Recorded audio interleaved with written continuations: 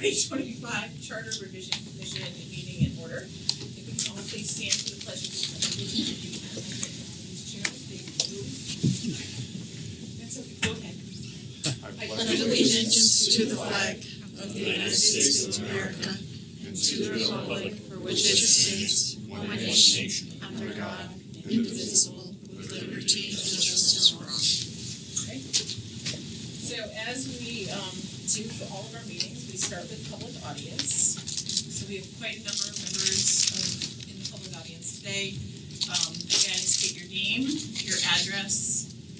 Try to limit your comments to 3 minutes. Franklin turns his timer on, and limit your comments to the items that are on the agenda for this evening. And is there anyone who would like to speak? Please raise your hand. Lisa? Oh, go ahead. Ellen? You can go first. Okay.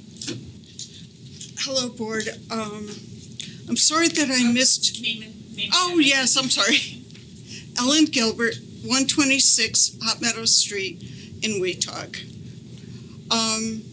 I missed the part about public hearings being in the website, and I appreciate that that's going to be there.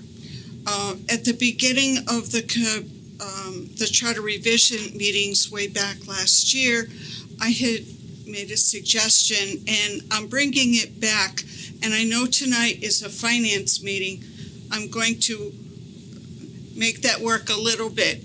My suggestion is that the town hall have a sandwich board out by Hot Meadow Street that would give the public the information that there's a public hearing coming up. We have several boards that have public hearings, and so what I want is for a sandwich board that would include Simsbury, public hearing, the name of the commission that is holding the meeting, whether it's conservation and wetlands or zoning, the date, the time, and the location, because sometimes they're here, sometimes they're in the library, and maybe have this up for 5 days prior to the hearing without having people looking at the Hartford Current.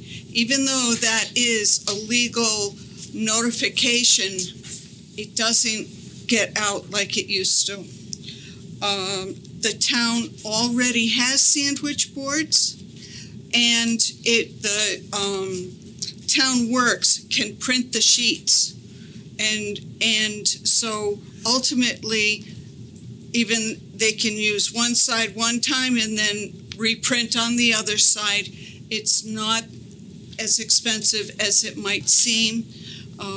I've even checked with offices downstairs, and there's some agreement that it's not too expensive, and this will help draw the public into what's going on. If somebody sees a sign out there and they go home, they can look it up on the website, they can see about the public hearing, and people can share information, and I think that it will get more of the public informed. That's it. Thank you. Thank you very much. Lisa? Good evening, everyone. First of all, I want to give my heartfelt thanks to all of you. It has been a pleasure to watch you guys interact. This is democracy at work. Just say your name and Oh, address. right. Lisa Hefner, 21 Aspenwood, I think. I know a lot of people have that information. I hear about it. But I just want to thank you, because this is really democracy at work. It's about what we want for our government, who we want to make decisions, have access to information, and where we as a community want to go. I think our strength of our community is our community. We see the Flower Bridge community, Simsbury PAC community, school PTOs community, and how do we engage them and make decisions, and how do you balance that with professional management? What is the role, and how do you balance that? My view, professional management is there to provide the information to elected officials and the public so that they can see what their government is and make informed decisions for our community, to assist with that deliberative process of democracy. It's not to do democracy, themselves, but to assist those who are engaged in democracy and doing it well. And so I submitted a brief. It's actually pared down from what I wanted, from what I was going to submit. But really, what it's about is transparency and accountability. And so the decision for you guys first to make is do you believe in checks and balances? Do you want a system with 3 branches of government that interact with each other independently for the purpose of accountability and transparency of the use of public dollars? And if you do, what I've suggested to you tonight are ways to strengthen that and ensure the independence, transparency, and accountability of public dollars in government. Public dollars in government is policy. How we spend our dollars is the best description of what we care about. So that's why all that is very important. The other thing I did is I put in references to Connecticut general statutes where we're misaligned or where something is required by the Board of Ed. And I thought, oh, if it's required by the Board of Ed, it should probably be required by the town. So some of that was just aligning with state statutes. And a few other things were to give flexibility. You made a great point about people don't really read the newspapers. Where's print going? Should we have some flexibility in the charter itself so that this Connecticut state's legislature changed the law, we would have another ability to get information out in a way that's compliant with the charter. So that's basically what I've tried to do. I'll just end with thank you for all your work. It really is a delight to watch you. I've had people stop me in Fitzgerald and say what a great job you guys are doing. So thank you for everything you do, and I mean that from the sincerity of my heart. Thank you. Is there anybody else in the public audience who would like to make any comments? I'll make it quick. Okay. Please state your name and address. Sure. Art Wallace, 14 Lucy Way, Simsbury. I guess Simsbury is automatic. That's a given. So just wanted to say really quickly, in addition to what Lisa just talked about, so I would echo everything she just said. I think the collaboration has been great. I feel like the comments that we put together, it's really about pretty simply transparency and accountability. I think just being very clear with the information. I think we work really well with the employees of the town. I think we work really well across parties as well. But just continuing to have that level of transparency as we continue to move forward. In my short time here, I feel like I've seen a lot of progress. It's not me making that progress. It's a whole team of people making that progress. And I feel like continuing that level of transparency and accountability, I think it's a great opportunity here for us to really re-engage on those two things.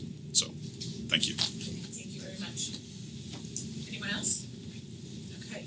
Seeing none, we're going to move on to the next item on the agenda, which is to approve the October 9th, 2025 minutes.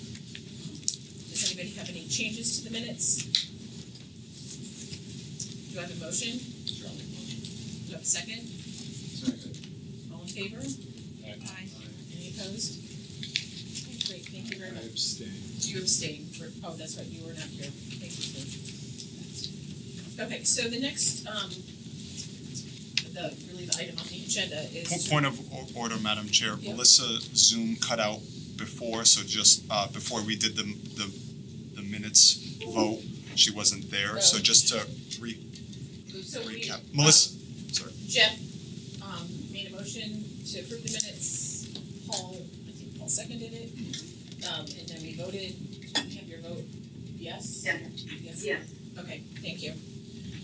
Okay, so next item is to review and discuss Chapter 8, Finance and Taxation. So this evening we have a large task in front of us. We have the benefit of having current Board of Finance members in public audience, as well as staff and our town manager. And Bert is on the Board of Finance and he's on our commission, and Paul is a former Board of Finance member. So we have a lot of institutional knowledge here. So I think as we're discussing each of the sections, we may reach out to some of you in the audience with a question or a clarification, because we've got that knowledge sitting here. So if you're staying, that's great. And so it's a collaboration, and we'd like to make sure that we're getting it right, because we don't want to revisit it, because we've got a very short timeline to get this taken care of and back in the Board of Selectmen's hands. So that being said, we are going to go just section by section. And section 801, I don't think that this is subject to conversation because it's set by state statute regarding our fiscal year. 802 is regarding budget preparation. And I don't believe we received any comments on this section at all. Does anybody have any comments or questions? Are we good? Okay, 803, we did receive a letter from Town Manager Mark Nelson regarding this item regarding capital plans. So it's in your packet this evening as well. That letter discusses, basically, right now we have a 1-year capital plan for the current year and then a 5-year plan that is due, and the proposal is to go to just a 5-year plan instead of, so it would be 1 and 4 instead of 1 and 5. Am I correct in stating that? Yes, Chair. Okay. So that's what the recommendation is, if that's what the state is adopting or has adopted in many towns. I personally don't see what the issue is unless anybody else has an issue with that. And just point of clarification for the committee, Chair, I received a message from the first select woman, Wendy Maxtudis, who was mentioned in the letterhead of Town Manager Mark Nelson's memos. Yep. She does not endorse or have any opinion on this proposal. She just wanted to make that clear. Her name is in Town Manager Nelson's letterheads customary because she is the chief elected official and he's the chief executive. She just wanted me or Bob to let the commission know that her name being on that letterhead does not necessarily represent her views on this matter or anything else. Okay. Just a drafting, nit, where it says CIP on the second line. The words preceding this are not capital improvement program, so it either needs to go into the heading or it needs to be, outlined, in the wording, followed by CIP. So just state that a plan of capital improvement projects and then CIP? So you're saying in the title, improvement should be capitalized, the program should be capitalized. Yes. Right? Yeah, I mean, So, I believe that CIP stands for Capital Improvement Plan. I know, I think what she's trying to say is it needs to be capitalized in the title. Right. Right. Oh, and well, also and CIP also- needs corrected, to be defined. yeah, Yeah. no, but that's, yeah. So is CIP capital improvement program or capital improvement plan? Or are they different or Plan. does it not matter? It says capital improvement projects in Mark's memo to us, so all we would have to do is insert, improvement between capital and projects right before Well, CIP. No, I think we'd say a plan of proposed capital projects and then maybe in parentheses, say capital improvement plan or CIP. So the name of the plan of proposed projects is the CIP. Whatever it is, it needs to be outlined and consistent. That's fine, the only question I have is in Mark's letter to us, it says capital improvement projects, CIP, so I don't wanna reference something that's incorrect. So does the state I'm refer to confident it? Mark will go along with this. Chair, when we're referring to the individual things included in the plan, then it would be projects, so that, Okay, but overall CIP stands for Capital Improvement Plan, okay, and Lalif is correct, it should be capitalized, thank you for that, okay, so do capital improvement plan. Yeah. thank you, Chair. So 803 would be capital improvement plan preparation or program preparation? Plan. Plan. Plan, good. And capitalize the I and P. Projects go within the plan. And we're changing it from 5-year fiscal year, 5 fiscal years to 5, correct? 4. So 1 and 4. So 5 years, so 6 years. So the 6-year becomes a total of 5 years, based on the town manager's recommendation. The only thing I'd like to throw out there, and I understand Mark's, read his letter, concern that looking out, 60-year estimates are really up in the air. The only thing that I see that kind of helps is there's periodically things by the state, like the UST underground storage tank thing that's kind of gone by, but they'll throw out these mandates that in the next such and such years, you have to change all this. You need to replace this, whether it's asbestos, underground storage tanks, who knows what's gonna come up next. Or life cycle issues like roofs on buildings, it could be large dollars. I think there's some benefit to saying that's out there, we don't know the full amount, but it's kind of a forward-looking thing, I don't know why that would be a bad thing to have that. I don't think Town be this aware of. prevents perspective, it's just saying that the requirements are, the focus should be these 5 years.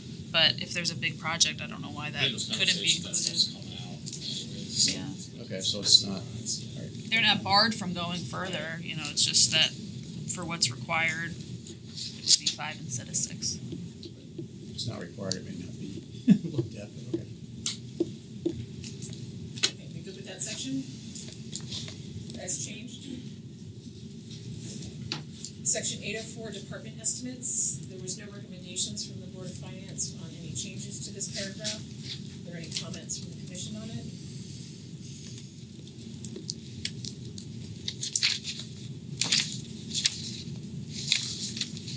None? Okay. Section 805, which is regarding the duties of the Director of Finance on the budget.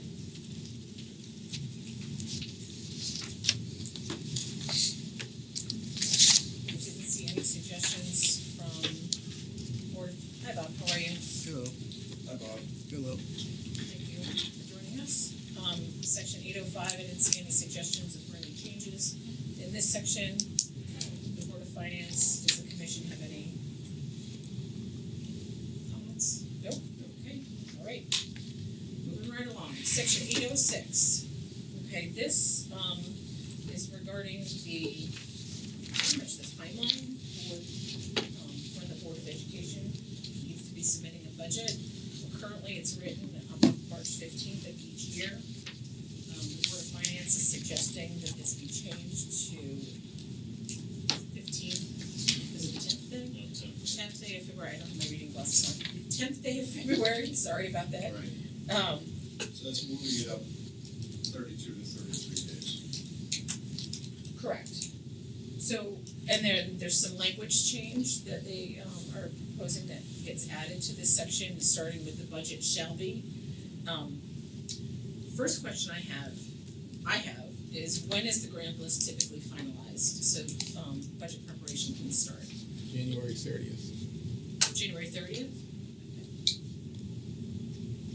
So,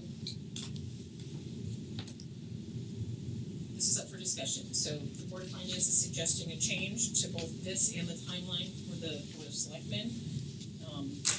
We've got the Chair of Board of Education here on our commission, so I would like some input from Jeff. Sure, I'm happy to kick it off. Since you're asking. Well, I did. So I struggle with this. Whatever, we'll submit it whenever we need to submit it. But the issue is with the March 15th deadline, there are so many unknowns that we're wrestling with what's coming out of the state. You know, because a lot of our budget is contingent on what the folks at the General Assembly are passing, and they will typically not pass something until May. You may remember a few years ago it wasn't until June, it was after a referendum. So we know we have a lot of unknowns that we have to wrestle with that necessitate a lot of changes at the 11th hour under the current dynamic, right? And if you push that back roughly 5 weeks, it seems to me it only exacerbates those problems. And even if it didn't eliminate those problems, we have a tri-board meeting where the 3 boards meet in the middle of December. We pushed that back we used to have it in November, and I don't know when you Usually in November. Yeah, we pushed it back because of a lot of these unknowns, because the grand list doesn't come, because of the state and all these factors. So if in this year it's early. So if we have the February 10th date, that roughly gives us 2 months to craft a budget cut. We're probably not, let's be honest, probably not exactly confident in that we're going to have to do a lot of work on the back end. I understand probably moving up helps the Board of Finance keep them a lot more time to review, and that's completely understand that. If that's the issue, let's talk about that issue. But it seems that this potentially creates more issues than it solves, if you ask me. So is there a compromise that maybe it's met in the middle, like March 1st? Is that? Well, I would add a little bit to what Jeff had to say from past experience, that moving it up that much really doesn't help the issue all that much, because the budgets are evolving and you're still trying to collect data and you're still having discussions as to where the budget's going, what you're going to need. I could see moving it up maybe a week or so, but to do that far in advance, I think really puts a strain on the budget making process. It does give the Board of Finance more time to look at it once it's presented, but I think you're looking at something that really, based upon, you're gonna have the grant list, you're still not sure what the state's gonna do. And you're still going back and forth on what the needs may be. I don't think it's all that much of a help. If there was a compromise, I could see making it maybe, March 1st, May 5th, or March 1st or March, 7th or 8th, but I don't see the advantage of moving it that far back. Bert, do you want to comment on it since you're on the Board of Finance? I am on the Board of Finance. So the origin of this proposal is in the statutes 10.222, which says that boards of education should submit the proposal not later than 2 months preceding the annual meeting at which appropriations are to be made. So the reason that's significant is, the Board of Finance is operating on a timeline at which it sends the budget to referendum, at the close of which it sends the budget for referendum. And there are only limited opportunities to ask the other boards to make changes before we have to reject the budget outright. So giving us more time, even with and let's face it, there are changes to the budget at the last minute each year, but giving us more time to work with a framework and interact with the Board of Education about it would streamline the process and make it more efficient. Because so currently, right, we have those interactions. Staff was there where we have not one but 2 public hearings on it. It seems like there's ample time. I mean, there's doesn't seem to be there's a shortage of conversations. But right, I mean that's obviously from my standpoint. I'm not the one really listening to you. I'm just And the Board of Finance does have a public hearing or 2 regarding the budget, and if you need to send it back, then the onus is on the Board of Ed or the Board of Selectmen to make their changes and get it back to you, otherwise you don't approve the budget. If we don't approve the budget, that throws a monkey wrench in the whole process, though. That's what we're trying to get it done. Right. And I can see where state statute might apply, but also there's many instances in the charter where the charter applies instead of the state statute. Right, well, that's one question we can throw to our town council here, is whether this is an item on which it's all right for the charter to deviate from the statute. Yes, it is. So is there? It's a matter of purely local concern, and this comes right out of the Wyndham case. It had to do with the conflict between Board of Finance under the charter, Board of Finance and statute, and that was the case that said that. Can you speak up? Yeah, that was the case that said when it comes to matters of timing of budgets, that's a matter of purely local concern, so long as the town ultimately passes a budget and funds its Board of Education. But specifically, you mentioned 10-something. 10-222. 10-222. That's the general rule. Let me just take a look at 10-222 and see if it applies to that specific. So I just have I'm going to go into 807 for a second because I have a question. Is there a reason why there is, even in the current charter, there is a 2-week differential between when the Board of Selectmen submits theirs and the Board of Education submits theirs. Should they not be on the same timeline, or you're both all shaking your head no, so I just need to understand. Lisa? I guess depends on whether state law applies or not, but the Board of Selectmen actually has an obligation or a duty to make suggestions to the Board of Education on their budget. The Board of Education can then take those and then are required to respond in writing if they make a recommendation on a non-educational piece. So it gives them the opportunity to review it and make that recommendation if they so choose. Thank you. So do we want to, while Bob's looking at the statute, do we want to skip 806 and 807 and go to the next one so we can see if we need to be in compliance Well, with 10? What? On 807, there's also the proposal that it's very hard to compare the original statute, but the proposal that about the format for the budget, which is something we'd very, very much like to see. So, you mean in 806?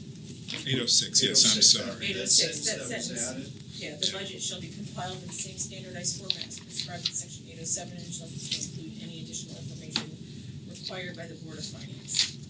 That was an addition that's suggested by the Board of Finance. It sure is. Why aren't those covered, this is a general question I had, why aren't those covered in the same duties of 807 duties of the Board of Selectmen? You're saying that the Board of Ed is not providing the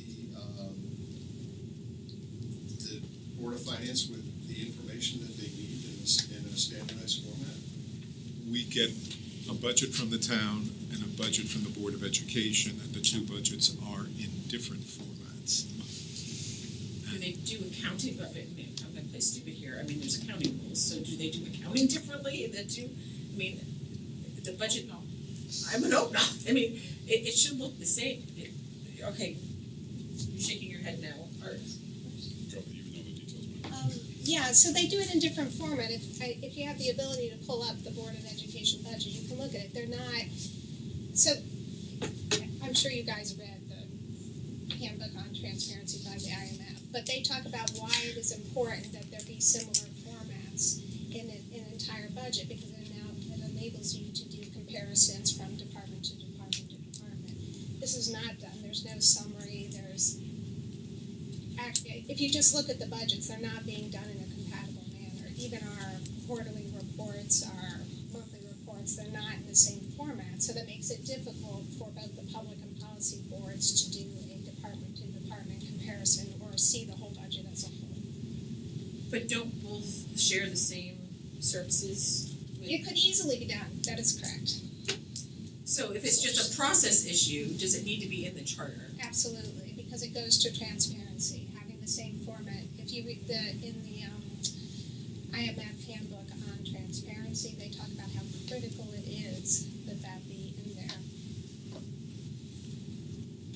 Well, I can tell you, we have not been able to do that, so it does need to be in the charter. Yeah, just speaking as someone who sits on the Board of Finance with not the same degree of numeracy as some of the other members, I can tell you it is a burden to have to move from one to the other and try to understand the overall finances of the town. It seems to make eminent sense that the two major branches of the town government use the same methodology for reporting how they're spending the money. I think this is where you may be where you want me to speak for you, but again, I don't think anybody's here to suggest that you don't get the information you need to make those comparisons. The question, at least for me, is, and we've had this for a variety of issues, is something like a format of a report. So should we be doing that in the charter? It seems to me that we shouldn't. It should be some, town manager, finance director. Conversation. It's a conversation. I think. I mean, I assume it's been brought up before though, right? Yeah, I would And it's not agree happening. that we don't want the charter to specify a format, but all we're proposing is that it specify that there be a uniform format. And that format be chosen by the Board of Finance, who is charged with reviewing it. It goes back to the idea of get the policy boards the information they need in the format that they need. If you give it to them in different formats, I'm literally retyping numbers so that I can do comparisons, and that's kind of crazy. Well, the reason I'm questioning this is because we've had this conversation repeatedly in different sections of the charter about process versus what goes in the charter, and we have referred to items that we've discussed that were process related, that it shouldn't be in the charter because it's too specific to be in the charter, and it's a process conversation and not a charter conversation. So I'd love to hear anybody else's thoughts on this, so I'm just trying to. I think I'd ask a question from the standpoint of, the finance director. We used to have a finance director for the Board of Ed and a finance director for the town. Now it's the same, okay? How much of a burden is that to come up with a standard reporting format? So it depends on the format that's being asked for and how much detail is being asked for. The town budget is very different in the Board of Ed budget in that there are thousands of lines of GL detail in the Board of Education budget. It's different. The bylaws of the Board of Education are different in their groupings. They have to be done by groupings. Like there's specific groupings that are in the bylaws of the Board of Education that they have to adhere to. So, can it be done? Yes. Depending on how much changes is warranted, I'd have to take a look at, see what the proposed changes are, to look to see how much reconfiguring we would have to do. So getting back to what Chris said regarding what's in the charter and what's outside of the charter, but in agreement that, okay, if the Board of Finance board sought certain reports in a certain format, and you were able to do that without turning everything upside down, could you do that? Sure. And then it just becomes to the next question of the Board of Finance wants it in one format. Does the Board of Ed want it in a different format? Does the Board of Selectmen want it in a different format? Are we doing multiple work over and over again? So I would like there to be harmony and agreement amongst the boards, so we're not redoing it. To hash out exactly what you want and what you can do without turning everything upside down. Right, if we're making one change, even if it is a big change once, that's not an issue, as long as we're keeping it systematically year over year. Like Lisa said, she takes time to have to, do comparisons over here, move things over here, move things over here. But if you could do that in a report and give it to her, then that could be accomplished. Absolutely. Just the question is, who gets to decide that? Can the Board of Finance say, hey, we would like to see it in this report, or does the director have to go to the town manager and the superintendent and say, hey, can I have your permission to do that? Or do we have the independence to ask for the information in a format that we need so that we can do our analysis and fulfill our duties? And that's sort of where the accountability is. That's sort of the main issue. Does the Board of Oversight need the permission of the superintendent and the town manager to get the information they want? Because Amy, who is fantastic at her job, is literally employed by the superintendent and the town manager. Do we have an independent line of report where we can say, Amy, we want to see this? Or does she have to say, so-and-so doesn't really want it in that way. I can't get it to you.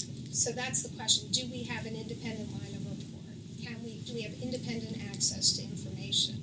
Well, I think that clarification comes later in some of your comments about the role of Board of Finance and what you can get for your reports and analysis to do the job that you're charged to do. So Right, I think that comes it comes later. Yeah. I still think that this is a process thing and not a charter thing. But if we want to revisit it when we go back to the section where we talk about what the charge of the Board of Finance is and see if it is inclusive enough of that kind of language. Because because what you want to do is to make sure that they, in the charter, have the power to do what they have been asked to do. Right, and that's addressed in a later section. That's right, so it's probably a good idea to look at that and then come back to this. Okay, And then we'll come back and look at the dates. yes. Yeah. So, Is- yeah, go ahead. But even by that, what we just heard, the director of finance, yes, reports to the superintendent of schools and town manager. Now we wanna add a third authority figure in that? That, I don't know if we want to add an authority as much as there is a. what I just heard was they want a direct, independent line of sight to the finance director for this information. That could be inconsistent with what the town manager and the superintendent are asking. No, I don't think that's what she was saying at all. I think she was saying there's other things later on where we can make it, easier to get reports, not a direct I'm line of all sight. for that, but that's Yeah, not that's what I exactly thought what she we heard. So. Okay, so we're gonna revisit, what did it just say? 806 and 807, 807. right? Let's start thinking we have that.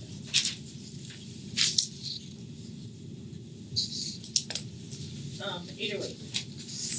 Duties of the Board of Finance on the budget. So. I'm not gonna read that out, but one of the changes that was proposed starts kind of midway in the paragraph, where it says the budget is approved by the Board of Finance should be published at least 5 days prior to the automatic referendum. So they wanna change that language, so it refers to 5 days before the aforementioned hearings, because we speak about public hearings earlier in that paragraph. And then it discusses being published in the newspaper, which is all, and then adding or in such other manner prescribed by the general statutes of the state of Connecticut. So in our new section 405, which we reviewed last meeting, the change we had made in that section regarding public hearings was to also have notice on the website. Okay, so what they're proposing is other manners is prescribed in the general statutes. The general statutes currently just say the newspaper. And So this isn't proposing a different way of providing notice. It starts with the or, and the point here is that in the event that the Statutes legislature change. finally changes and there's an alternative to using the newspaper, we shouldn't have to wait till the next charter revision Right. to take advantage of it. And I'm saying if we choose to adopt that highlighted language of the or and such, we need to adopt it in section 4, our new section 405 as well, so they match. Right, so the new 405 says, it adds, and by publishing a notice in the town's website. Right. Here, it doesn't say anything about the town website, but it goes on to talk about the general statutes. So I would like to, personally, I'd like it to say the paper, like it's supposed to say the paper, and the town website, and then add the or. Yeah. To both sections. To both sections. To both sections, so they're the same, but I think the website needs to be clear, because if that has been one thing that we've heard from the public, is they don't know when things are happening if they don't get the paper. So we wanted to make sure we addressed the website piece of it. And then if we do the or, and the general statutes change, and we don't have to do the paper anymore, that'd be great, but, or if they come up with some other novel way of Yeah.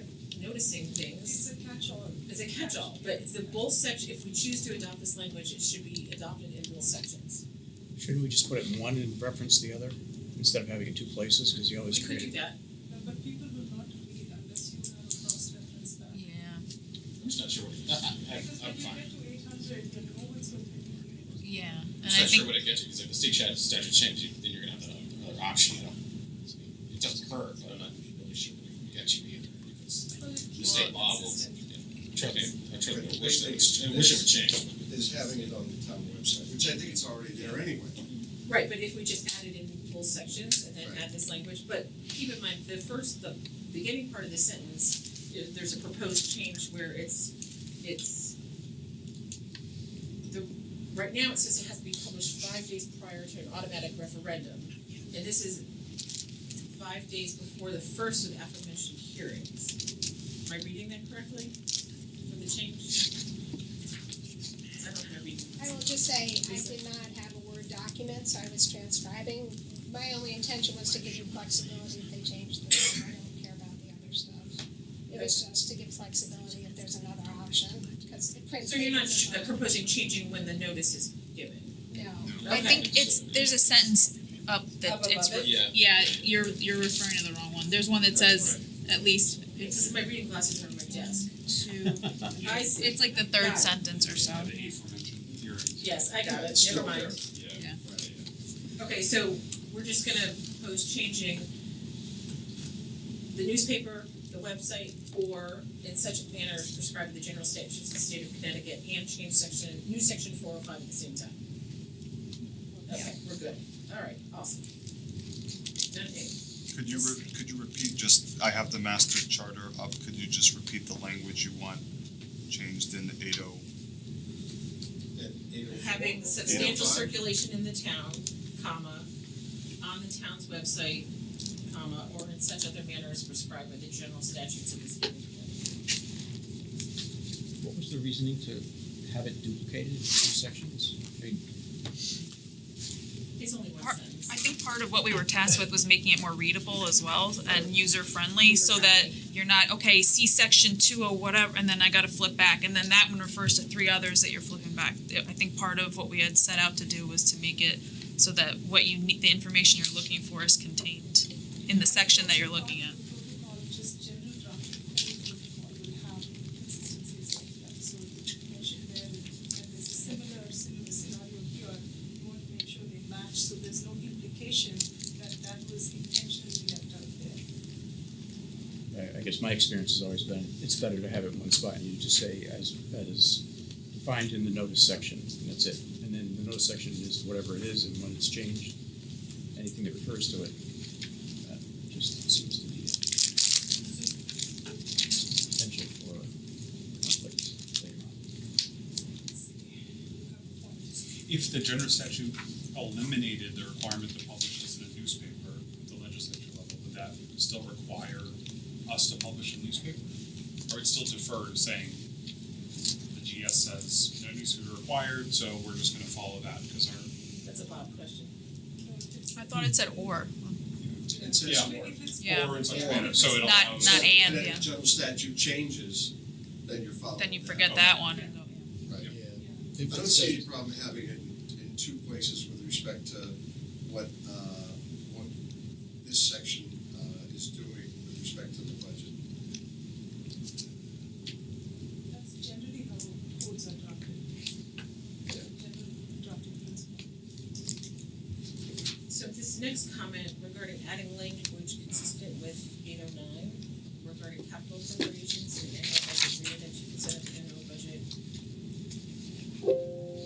I'm just, Sorry. where is that change? So this next comment from the Board of Finance, where it says This add is language. language consistent with section 809. A, capital appropriations. Yeah, I've got that. This is what Lisa had said.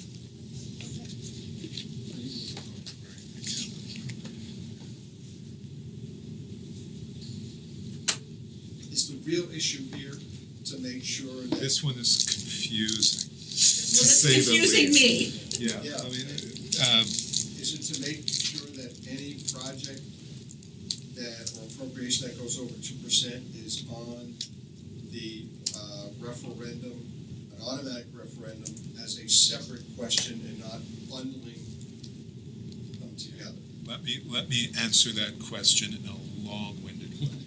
Lisa already Thank answered you. it. Said yes, so- She nodded yes, but there's more to it, because and I'm not taking credit for this, but what these proposals are trying to do is reorganize sections 808 and 809 for the purpose of clarity, and saying 808 really has to do with the duties of the Board of Finance with respect to the adoption of the annual budget, 809 other duties. So the point here, in 809 as currently written, it says, except as set forth in 810, any individual appropriation for any purpose made equal to or greater than 2% of the annual budget is subject to automatic referendum pursuant to section 406. And 810 has to do with emergency appropriations.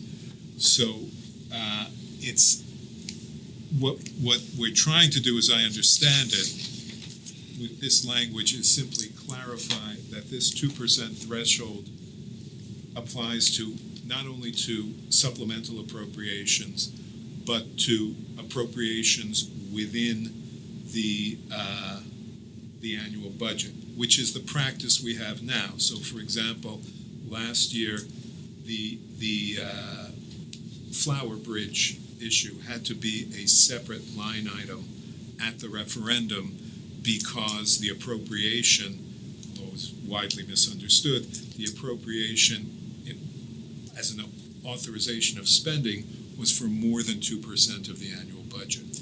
So what this language would do is simply clarify it, and it's consistent with current practice, which is that regardless of whether it's in the annual budget or as a supplemental appropriation, an appropriation that large has to be approved in a separate referendum item. So moving it into 808 is to make it clear that this is true for appropriations in the annual budget. So you're proposing to add this to 808, this line to 808 Right. after what sentence? Yeah, because it says A, capital. It says A, and we don't have an A. Where would you add it? I defer to you on that. It's just, we need a clarification because it doesn't actually say on the annual budget 2% over. It's listed in the supplemental. So my other question is this separate question thing, okay, because there have been appropriations in the past, and correct me if I'm wrong, but because I don't pay attention to everything, is where we've had smaller projects that the Board of Selectmen, when they voted on what's going to go on the ballot, have bundled things together into one question that need the 2%. Am I incorrect in saying this? I've seen it where there's been like 3 or 4 things pulled together. So perhaps I'll let Melissa help with this. We've been trying to unbundle that. So the referendum questions, if it's an individual capital project, it's listed by itself. We do bundle the special revenue funds into one referendum question. We have budgeted the capital below 2% into one referendum question. But for projects above 2%, those are always a separate one. Okay, so I'm gonna ask this question, it's probably at the wrong time, but I think it applies to this because we discussed this at one point, is grants. Pardon? Grants. Okay, so there's been cases where we've received a grant that pays for the entire project, but because it was at the 2% threshold, it had to go to referendum, but it wasn't coming out of the budget. And early in this process, I don't know who mentioned it. It may have been you, Lisa. It may have been Mark. It may have been Wendy. I'm not sure. But there was a question of how do we get the non-grant levy money from out of the threshold, aka grants? Does that play in this conversation about this sentence? No, because an appropriation is a legal cap in the amount of spending. It doesn't talk about where the spending is from. We had this example come up when they wanted to put in a sidewalk along Firetown. Oh, it's all paid by grants. And we had people come in and it's like, I don't care where it's paying for. I don't want you to spend the money. It's about how we want to spend the money, the appropriation, and then the grants are just the funding source for it. So grants do count towards the appropriation.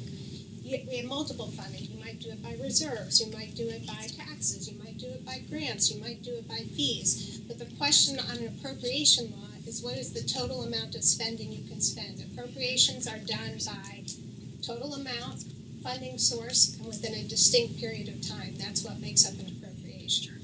The budget is within that. Mark has a comment. Chair, I agree with Chair Hebner, but for a different reason. I think sometimes the constituents and the taxpayers, the residents, they want to know that we're correctly leveraging the grant for the benefit of the community. So some projects might not be done at all if you weren't able to go get the grant for the $1 million, right, and leverage that. So like the PAC project that went to referendum, we got $900,000 in state money. I think if you take that out of the denominator, if you will, and say, well, shall we spend this on that? You've lost the ability to tell the public that, hey, wait a minute, we just got the 900. So I agree with Chair Hebner on this, but for a different reason. This is consistent with GAO accounting methods. I mean, this is national standard. I'm just bringing it up because it came up as a comment from someone early on I in this think it was process. my fault, so I'm gonna. It's your fault? Yeah, I think I thought it was about ARPA funds and accepting those. Yeah, those all needed if you look across the state, they all needed appropriations. Some of them ours required referendum because it went above the threshold. Many towns kept the town meeting and they just did the supplemental through a town meeting appropriation. But all grants need appropriations. So Lisa agrees to this, Mark agrees to this, it's just a question of where we would put it in 808. Assuming the rest of the. So some of, as we move forward, some of 808 is gonna get moved into 809. Right. So I think that, yeah, I'm just saying, I think it starts, I failed to, I think it starts, I'm looking at the copy of the charter in our books, and the last 3 lines of 808 begin the portion that's going to move into 809. So I would say perhaps we should put this At the end. yeah, at the end, where, at the end of the sentence that ends, finally approved by the Board of Finance, and the same shall be filed with the town clerk for submission to the automatic referendum.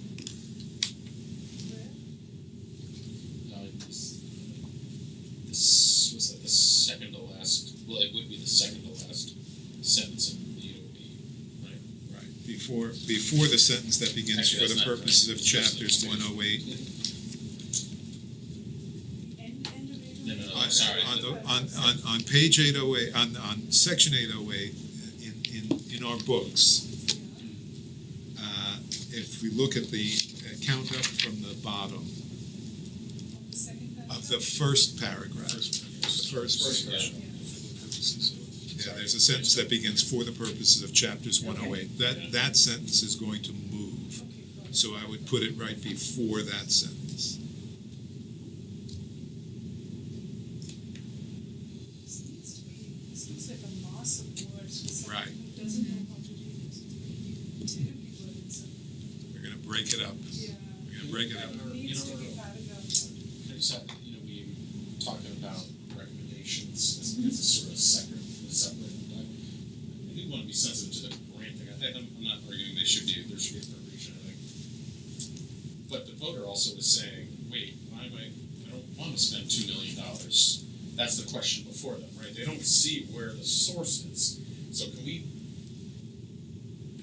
again, maybe it's a recommendation to the board of selectmen or what have you, just to On how make that's sure that communicated. communication, yeah, something along those lines. How it's communicated to the public. Yeah, that's all. I believe that, point of information, I believe we can clarify that when in the referendum language wording, correct? Budget director and finance director, they're talking about being transparent with the public on an appropriation like that, right? And saying which amount If the net the is town really first- zero to the town, can that be clarified in the referendum language? It could be certainly clarified in the, I don't know about that, you have to go to the law, but it could be I think we get the town clarified in council to write those the questions. budget element, for sure. Is there a way to word it to have a net amount, saying that this is what the appropriation amounts are, but the net amount would be this? We did that with Flower Bridge, there was a couple of projects, not this year, but the year prior, where there was non-taxpayer money funding these projects, and they were separate referendum questions. And we did that. We would say, you know, X amount coming from this source, X amount coming from this source. And the limited feedback I got was that was quite confusing to people. So I think we can do it. It's just a matter of how do we do it so that it's clear and not So confusing. it can be done, it's just a question of how we.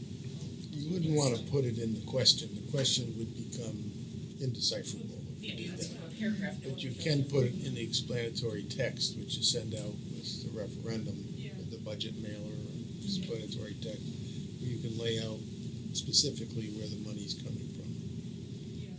On state school projects, the state requires you to bond the entire amount, even though in some towns 85% of that is coming from the state. The reason for that is they've had instances in the past where they just bonded the local share and it wasn't enough and it became very difficult to. So the state requires you to bond the entire amount regardless of what the local share is. And the questions are written by council. Thanks. No, that's okay. Can we also write 808 in a manner that's easier to read, have paragraphs and subparagraphs? Yes. Would you like Franklin and I to work up a draft on that so you can look at it? Yeah, because if we're gonna change Instead of doing it 809 on the fly?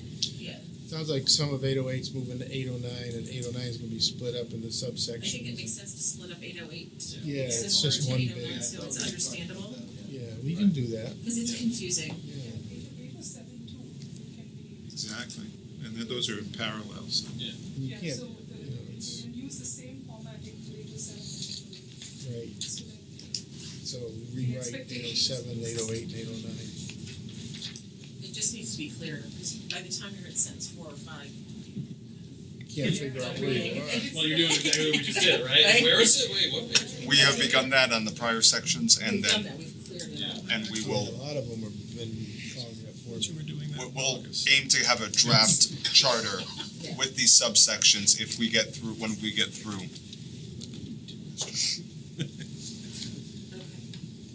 So 809, are we done with 808 for the moment, other than formatting?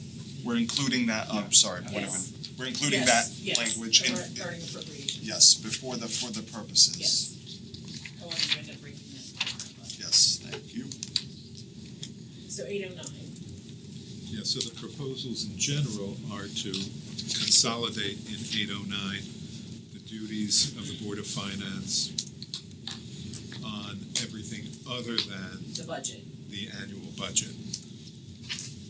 And so, for example, that sentence at the bottom of the first page of 809, which refers to the budget-making authority, we would now move that to 809 to say, and this is because, which says the Board of Finance shall be deemed the budget-making authority for the town.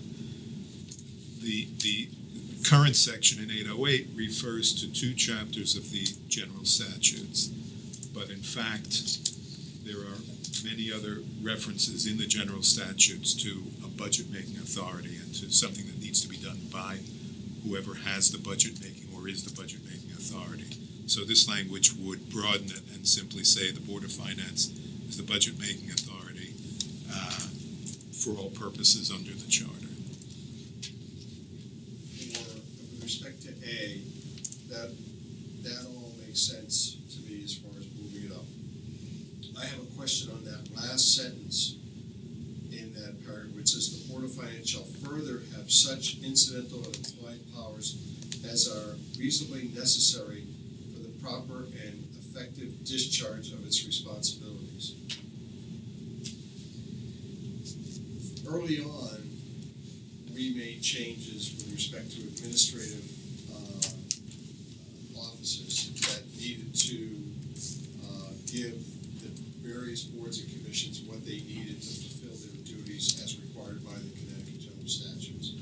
So, do we really need that sentence if we made that change earlier? Or is that redundant? I think it's redundant to what we did before, in my opinion. So what if we choose the language to be in the earlier report? We say that is that going to be strong enough? That's good because I don't remember. Yeah. So we need to just either we strengthen that language to give them these implied powers as needed to complete their work, which would mean that it would go to all commissions and all boards, or the keys. Should 809 be up earlier in this chapter? Yes, What's that, it should be, it should be towards the beginning of the chapter. Yeah, because it's sort of the omnibus, these are the powers of It's the kind Board of of like when we were Finance. talking about the town manager and That's the board right, of that's what I selectmen was sections thinking of. where the responsibilities were outlined at the end. Right, the way it reads now is, oh yeah, we have a, No, we by have a the way, this first is what you're selectman. supposed to be doing, Um, right? Yeah, And I then mean, you moved it up, so it's I mean, ideally, I think it should be moved up to 802. 802, And then because it's, the rest of it is sort of procedural right, and sets up Right. calendars no, and, yes, I was gonna bring that up, so thank you for doing So it. Bob, you're saying move that budget making authority up to 802? no, 809, which is Move duties make of how Board 809 of Finance. the new 802. Could take out the phrase on other financial matters. And make it, Just like we did in the town, you know, you could take selectmen. the fiscal year thing, that's in statute. You could even move that to the end. That's not really, It's not the first not the thing first thing you need to to know. talk Like, about. I wonder what the fiscal year. By the way, the fiscal year. Where can I look to find out what the fiscal year? I would say make this just a suggestion, and we could draft it that way. You can look at it. Make 809, 801, and Well, then if you make, made 809, 801, could you just include whatever's in 801 regarding the fiscal year under the budget section, or do you have to have it as a whole separate section? Can it just be a line in the section? you can look at it that way. I mean, It's an important thing to say. It says it in does statute. it have to have its own paragraph? It's not really a duty, No, it's not a duty. so it wouldn't really go in 809. Well, I mean, it's something we would put in connection with the budget You process. could make it the first line of 802, Two, the yeah. budget preparation.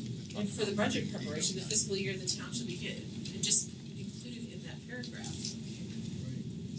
And then make 809, 801. Make 809, 801, 802 is 802 plus 801. This is what, this is. Does that equal 803?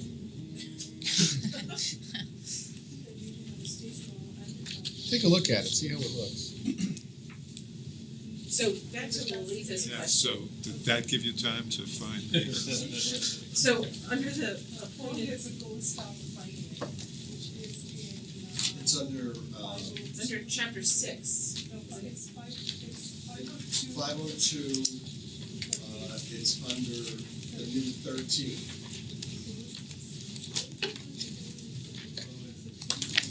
Did you get that, So Rick? this is a duty of the town manager.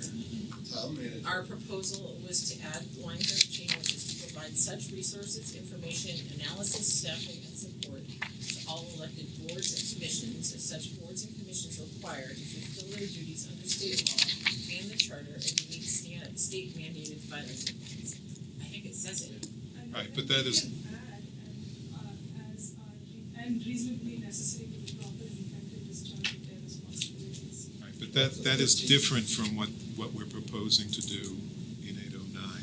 Because that has to do with the duties of the town manager, who's doing a splendid job at it, by the way. But this one is, the current charter says the Board of Finance shall also have such other powers and duties not inconsistent with this charter conferred or imposed by the general statute on town boards of finance. And this is simply a revision of that sentence, which essentially says, in addition to the budget-making authority, the Board of Finance shall have all of the statutory responsibilities of a Board of Finance and other incidental I think powers. that's an important line to have in there because you have not completely articulated every power of the Board of Finance under the statute. And this is similar to lots of other sections of the charter. Police Commission, for instance, is one example where it says, oh yeah, and anything else that police commissions do under the statute, this police commission can also do. I don't have an issue with the principle of what we're trying to do, but like if you look, just for again, for consistency, like if you look under the first has very similar languages to the current charter language, of course I just lost it. You gotta do these things that are not inconsistent, so I just think we need to choose one or the other and have it consistent among. Well, the non-inconsistent language phrase is important because you want to make it clear that where there is. Yeah, no, I'm Yeah. good, yeah, but that's not what's being proposed. Yeah, that's Not proposing a inconsistent is what, change. right. So what would we like to make consistent? The language as proposed here or the language that is in the charter? What makes sense, Bob? To leave it the way it is. You mean proposed, I don't have the proposed. What's or the way the it is proposed? currently in the charter? Where We have the is, second paragraph of 809, correct? where's the proposed new language? Yeah, the new one. The first one. Under budget making authority. It's in page 9 of Board of Yeah, Finance page Chair's 9 of October 17th what Lisa said. Would you have liked, written comment, would you have liked to know page that? 9 of it.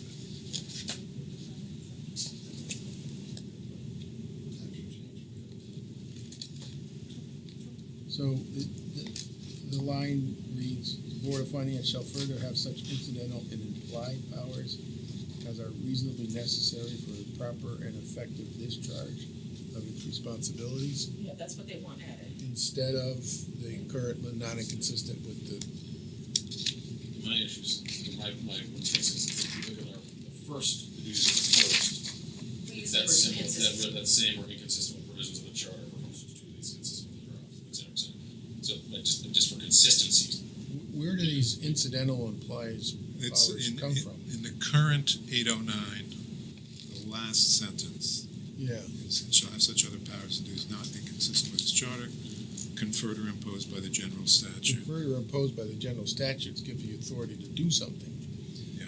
But incidental implied powers, where do you get the authority? You think up something that the Board of Finance thinks is an implied power. Where do you get the authority to do that if it's not in the statutes? Well, implied is too ambiguous to me. So, really, the line under 809, the Board of Finance shall also have such powers, other powers and duties not inconsistent with this charter conferred or imposed by the general statutes on town Board of Finances. I think that's the right way to phrase it. Okay, so we leave that in and substitute, we leave that in instead of having this Yes. suggested line. Yes. So I we don't would think the move it Board up. I don't think the Board of Finance has implied powers. I don't think any town agency has implied powers. You either get it from the statute, or you get it from the charter, or you get it from an ordinance. No such thing as implied powers. Because it has to be outlined what your powers are, It has to be a basis in law. right? There aren't implied, municipalities don't have implied powers. But if that were ever challenged, the way it would be read was it's implied as under the general powers of delegated authority. So, if you were generally delegated that, you'd have to stay within that, and that's the implication. I think that's how it would be read.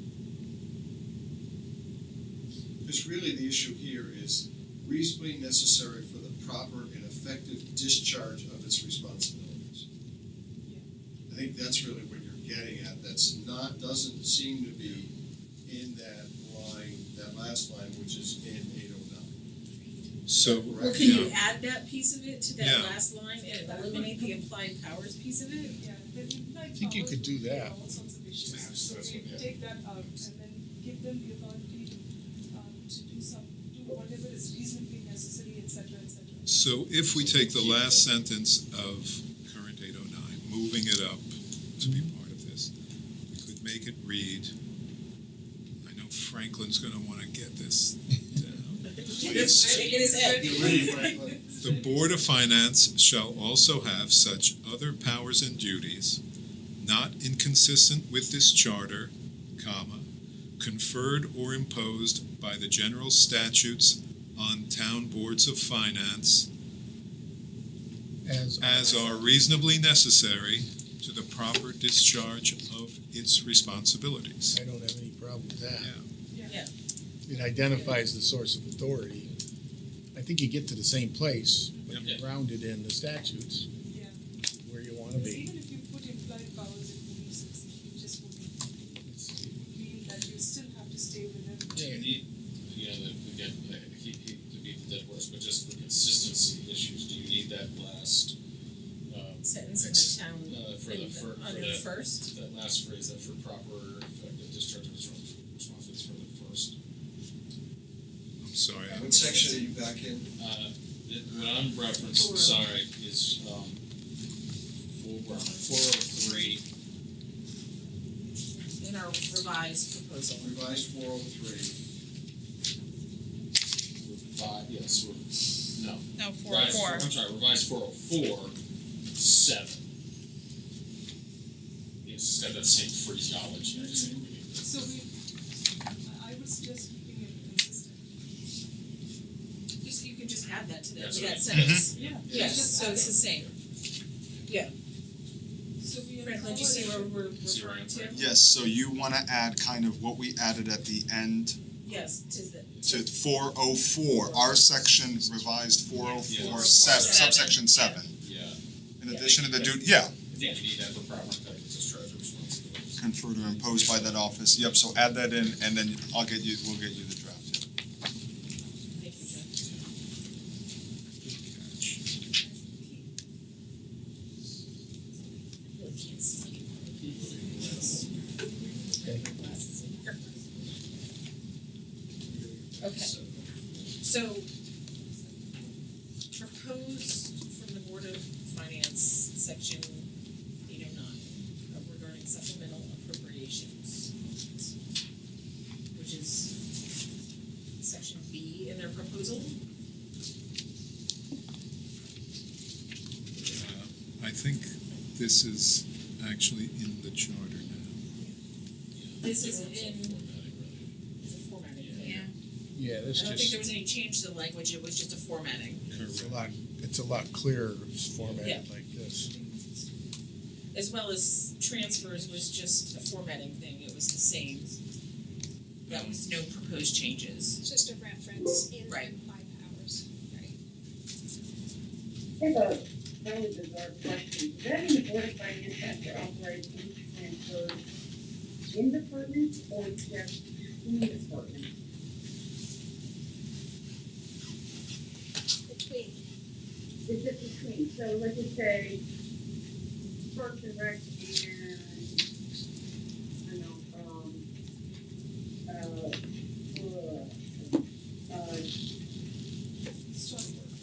The Board of Selectmen have to approve if there's extra money at the library that Parks and Rec wants to use, Right. the Board of Selectmen has to approve that, right? No? They recommend and the Board of Finance approves. And the Board of Finance approves, but the Inter- recommendation comes from the Board of Selectmen. Interdepartmental Board of Selectmen has transfer. to approve it, then they come to the Board of Finance, you approve it, it's authorized. And that's in 812F. Right. In the last 6 months of the fiscal year. Right. Where they can move money around. Chris, there's clarifying language in 812 because that has been a significant point of confusion in people reading the charter, so there is clarifying language proposed Regarding transfers. in 812. So we're okay with this language. In their own department, that's in between different departments and commissions, right? I'm not sure if I understand the question. I didn't get it. Say it again, Melissa. Sorry, I just wanna make sure, I just, the way I'm reading it, that basically you don't need a referendum if it's going between different departments? No. Is that what that means? You don't need to go to the voters. But if it's in between the same department, it still doesn't need to go to the Board of Finance, or is that later on, and I'm gonna get something done here?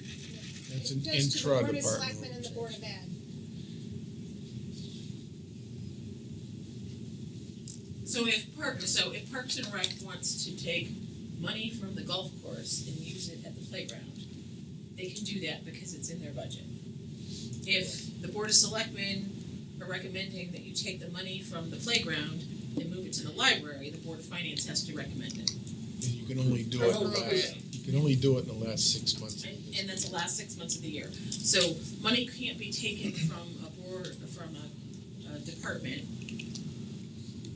2 months into the budget cycle to fund something else. It's if you haven't spent your money, they can, within their own department, they could move money around if it's within their budget. But if it needs to go to someone else, the Board of Selectmen recommend it, and the Board of Finance approve it. So the voters approve the budget, Right. and over the course of a year, things will happen. It'll turn out that some money can't be spent, some money goes Right. on.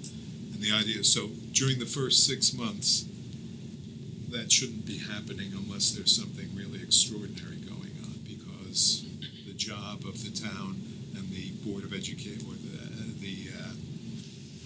schools, is to spend the money as allocated and approved by the voters. 6 months in, it may be that circumstances have reasonably changed and you want to move money from one pot to another, and that's when it needs to be approved, to make sure that, to the extent possible, the will of the voters expressed in the budget is still being honored. And is that initiated by department heads or commissions, or initiated by the Board of Finance? No, it would be the staff of the town or the schools that would make a proposal in the first instance. Okay, thank you. I can say, I don't recall the Board of Finance ever proposing an interdepartmental transfer. Not many things, but it would change if it was something like, we had a truck break and we had a capital expenditure that was approved to buy a tractor. Then there needs to be a different conversation for Public Works, because we were supposed to be buying a tractor and now we need a truck. Exactly. I mean, I don't wanna simplify things, but that's different. Cause it's a capital expenditure, not a budget thing. Lisa? So the way we do appropriations, and this was reviewed by two councils, for both the Council of Board of Education and Bob, and we looked at it tremendous, it took 18 months to get this policy. But the way we do appropriations in Simsbury is by department. Board of Ed is its own department. So transfers between departments do require Board of Finance, but within a department, they're approved by the Board of Selectmen on town, and Board of Ed is their own department. They approve transfers within that. Capital projects, and this is generally accepted standard, almost, I found one town that maybe didn't do it in the United States, are all approved, capital projects are approved by project itself. The budget-making authority of the town decides what the appropriations are made within the context of state law, and state law, pretty much, the state does capital projects, each capital project is its own individual appropriation. So if you wanted to do a transfer between capital project appropriations, it will require two board approval. That is one question we had for Bob.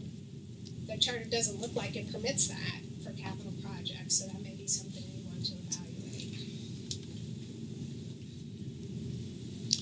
Yeah, and sometimes that flexibility is very important. You use truck versus tractor, and maybe the tractor can be put off a year, but the truck is needed for plowing or something, and it gets tricky with the capital budget.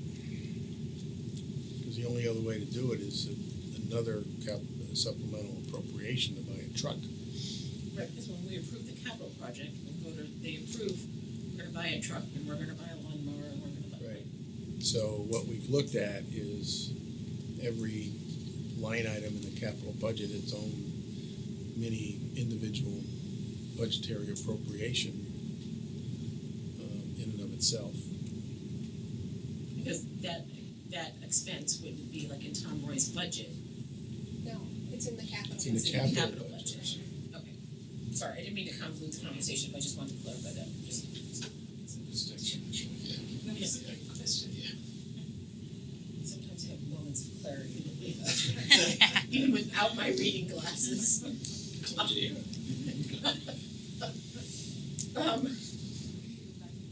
Okay, so borrowing, so their proposal for. So Madam Chair, there was no proposed revisions to the section we just we're talking about, was that? We're going to transfers, except for reference, we need to reference the state statute, section 812. We also have the suggestion later on about transfers, and then we have interdepartmental, if we wanna discuss that or move on to just borrowing. Why don't we just keep going? Yeah. So Yeah, keep going. we can move a page. So, okay, so borrowing, I have a question. When we use the word town, okay, so we talk about the town shall have the power to incur indebtedness. To me, the town, the word town, is to, who in the town can put us in debt? Okay, so in my mind, the town means the town manager or the director of finance, but that shouldn't be what it means, because it should be the elected officials who can put us into debt, because that's what the voters, I'm just putting it out there, okay? So I think that the word town, to me, doesn't clarify who exactly is allowed to incur debt on behalf of the town. And there's different kinds of debt. For sure. I think your question is answered by the following provisions, which describe how indebtedness gets authorized, but it might make sense to say the town of Simsbury, acting through its Board of Selectmen. I think we need to specify that it's the legislative body. Two bodies. Well, in the current wording though, it does say in second, the issuance of bonds, notes, except tax anticipation notes, shall be authorized by resolution of the Board of Selectmen in accordance with provisions of chapter 4 of this charter. The issuance of notes, the terms of which does not exceed 1 year, may be authorized by the Board of Selectmen upon recommendation of the Board of Finance in accordance with section 809 of this charter. So this is going back to, so this is So- 809. Right, so what I struggled with in this suggestion is not only to have borrowing, but then you go to the next page and it gets very detailed. General approval requirements, short-term borrowing, long-term borrowing, issuance of bonds and notes. It seems like now we're getting into a lot of detail, which the current reading seems to have served us fairly well, unless there's been major hiccups I'm not aware of. And now we're getting into a lot of detail here. So I'd like to know why we need such detail. Well, and in addition to that, item 2, where it talks about short-term borrowing, where there's a note for the commission's consideration of whether or not select BOS and BOE can authorize bonds for longer than 1 year for supplemental appropriations. As a taxpayer, I don't think I would want supplemental appropriations to be bonded for longer than 1 year, because that's like saying, well, you know what, I can buy a Maserati, but I have 10 years to pay it off. Like, if we can't afford it to pay it within that 1 year, should we really be appropriating money for it? And if it's gonna be longer than that, shouldn't it be something that the voters vote on? Exactly. Do you know what I mean? Because it's a longer term debt. I mean, it's like people making a decision in their everyday life about, can I afford this house, or can I afford this car? And I only use Maserati because I saw one at Starbucks earlier today that was really attractive. But anyway, but if I can't afford that car, and pay for it in a reasonable time frame, I shouldn't be appropriating money out of my budget to do it. What you're saying is that because this is about supplemental appropriations, that means appropriations that are made after the budget has been approved by the Right. voters. And what you're saying is that even the elected boards shouldn't have the authority to create indebtedness for future taxpayers without the taxpayers having had the opportunity to weigh in on it. Right. That means you like this. No, it's correct. That is correct. That's what I think. Yeah, I'm So not, it gets back to why So we need why 1, is 2, this 3, here? 4. You kind of avoided that. I know. To your point, we kind of avoided that kind of specificity in other areas. I think your question's still. Well, there is a, Madam Chair. Well, I'd like to hear from Bob. I wanna hear from Bob. it is a bit unclear the way it's written right now, where it says the town shall have the power to incur indebtedness by issuing its bonds and notes as provided by the general statute, subject to limitations. The issue of bonds and notes shall be authorized by resolution of the Board of Selectmen in accordance with provisions of Chapter 4 of this charter. So doesn't say anything about the Board of Finance. And then the next one, the issuing notes, the term of which does not exceed 1 year, may be authorized by the Board of Selectmen upon recommendation of the Board of Finance. I think it's kind of been confusing, like, don't we go through this every year, like, how do we do this? Right? So the theory behind this is the first one is general requirement, we can do bonds. To Chris's point, you always have to have two board approval because this is a long-term obligation. The first one is basically related to supplemental appropriations. I actually agree with Chris, you should not do a supplemental appropriation that involves bonding, but right now, I think our charter did permit bonding for up to a year. And then it has to go back to the board to referendum for the other 9 years if we want to do it for a longer thing. It sort of gets, or in the case of a natural disaster and you need to do a quick borrow, that's why that was there. But generally, I agree with Chris, you should never borrow money without going to referendum and letting the people know because they're the ones who are going to be paying it. The long-term borrowing is the approval of the idea of borrowing. It needs Board of Selectmen recommendation, Board of Finance approval, and it goes to referendum, either as a separate question or as part of the budget. It's now been approved by referendum. Then the issuance of notes is the contractual obligation. How do we get the notes? And the contractual power lies with the Board of Selectmen. So it differentiates between the approval of the right to borrow versus the actual issuance. Issuance is a contract, and that gets approved by the Board of Selectmen because they're the ones who are charged with approving contracts. But it should be done upon the recommendation of the Board of Finance. We saw it recently, just by delaying, you can delay the issuance and save money. The timing of when you issue debt can be very important to future budgets and debt service. So you do want to do it in consultation, but the ones who actually sign the contract, who authorize the signing of the contract, who out to bond, are the Board of Selectmen. You should always have two board approvals when you're doing bonding because it creates a long-term obligation that people are going to have to pay.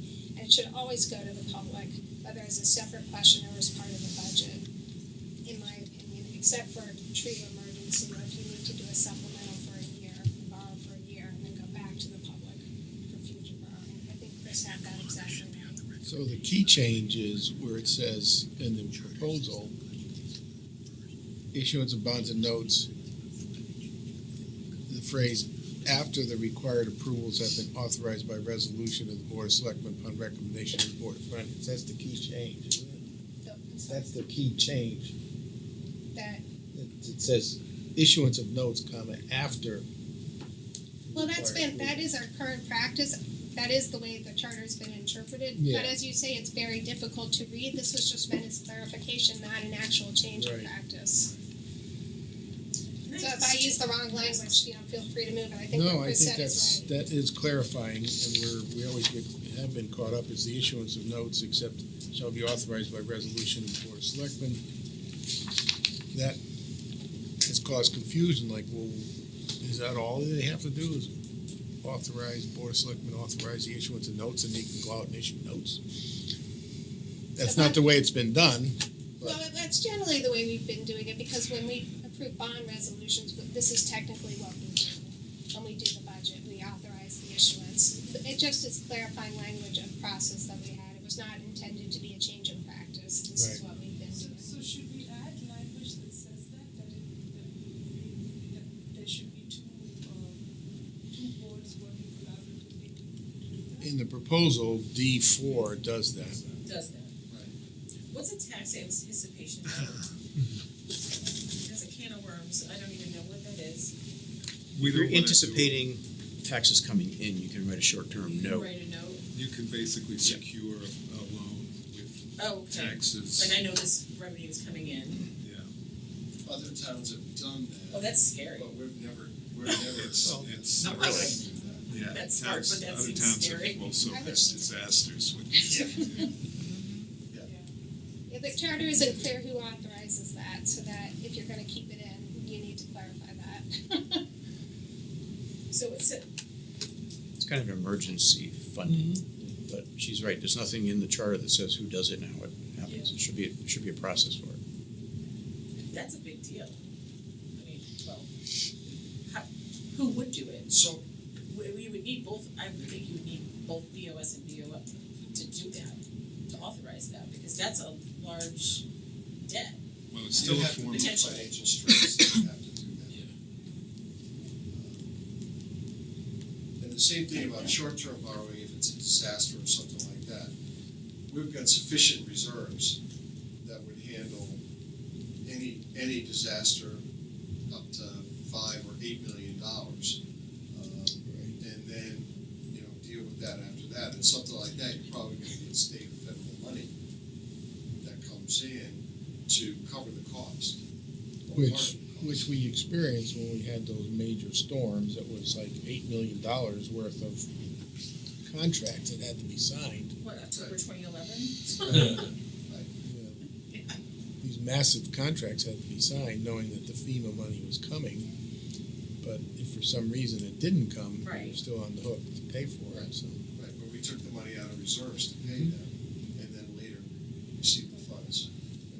So, Lisa, are you saying that this tax anticipation notes needs to be clarified as to who authorizes it? Yes, I mean, it's not clear to me who authorizes that. And whether it should even be in the charter, I defer to you guys on that. Well, tax anticipation notes is a type of note. So when you talk less than a year. Yeah. End of the fiscal year.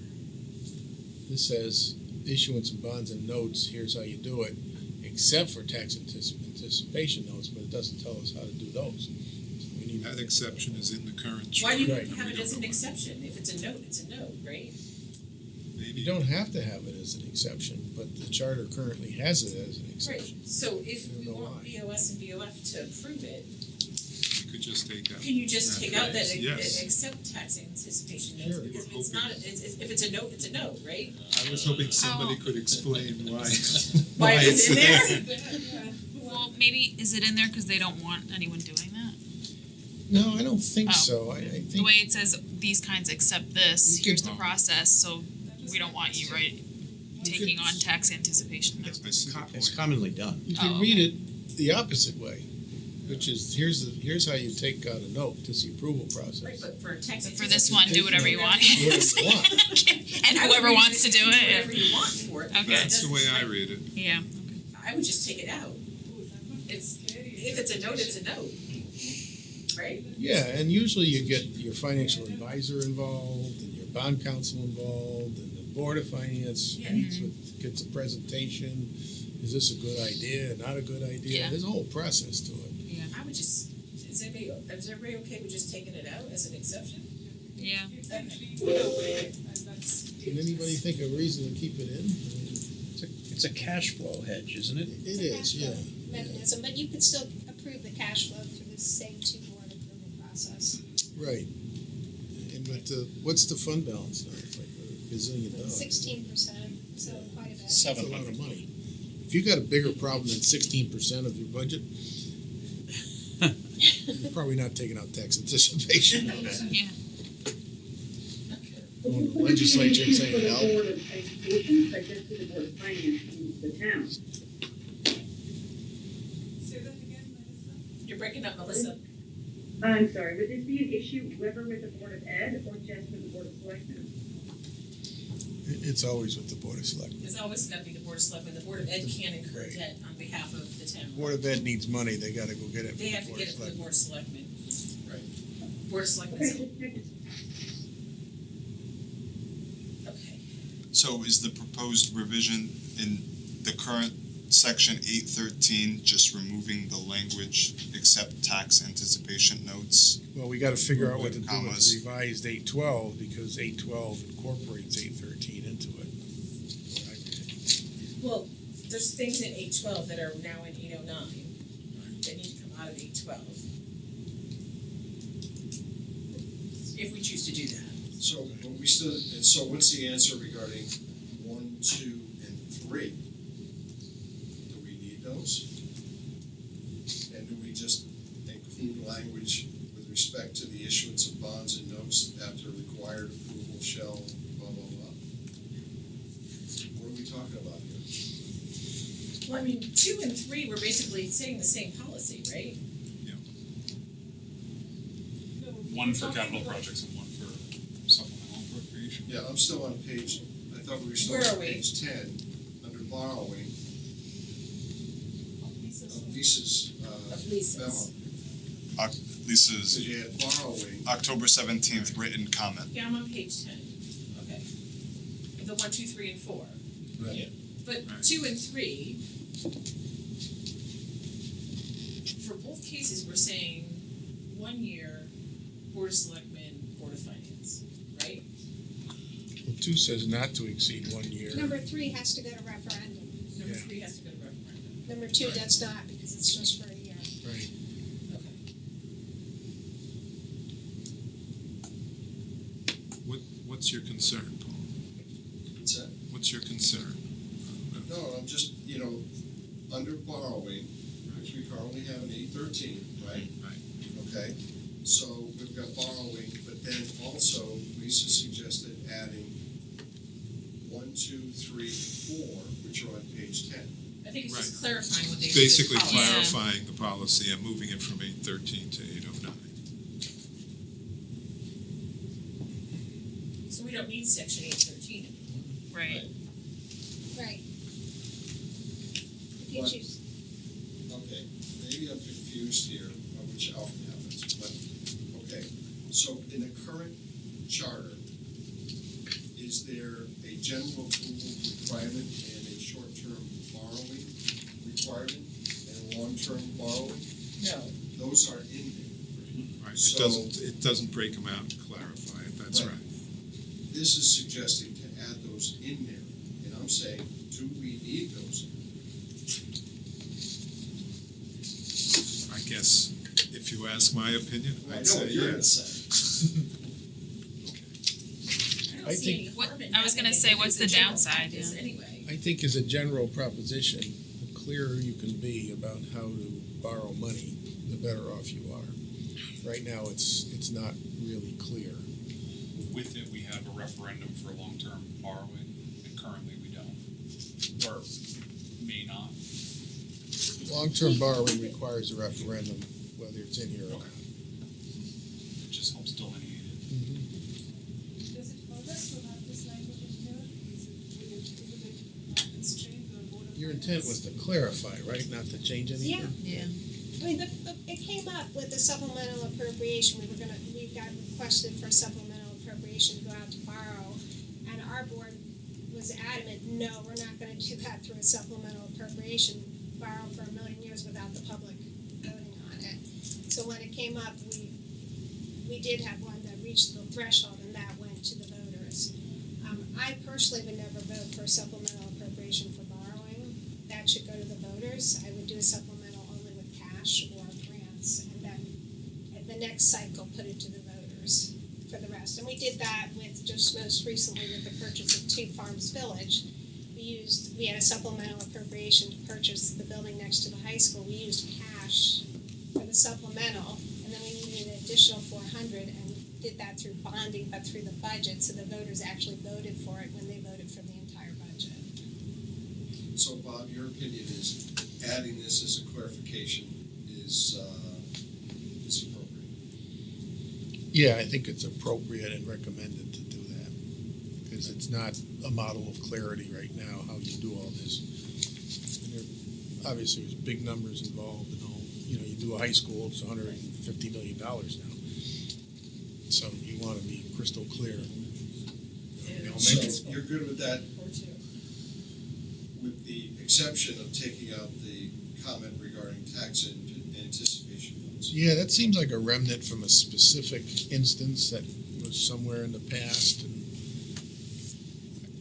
I don't think anybody does tax So at anticipation. the end of 3, we're approved by referendum, should we just refer to the section of the charter that talks about referendums so we know what the thresholds are for voting? Yeah, the automatic referendum. The automatic referendums, we should just refer back to that section as the. Yeah, refer to those, that section. Yeah, 'cause that's in done. in charter section.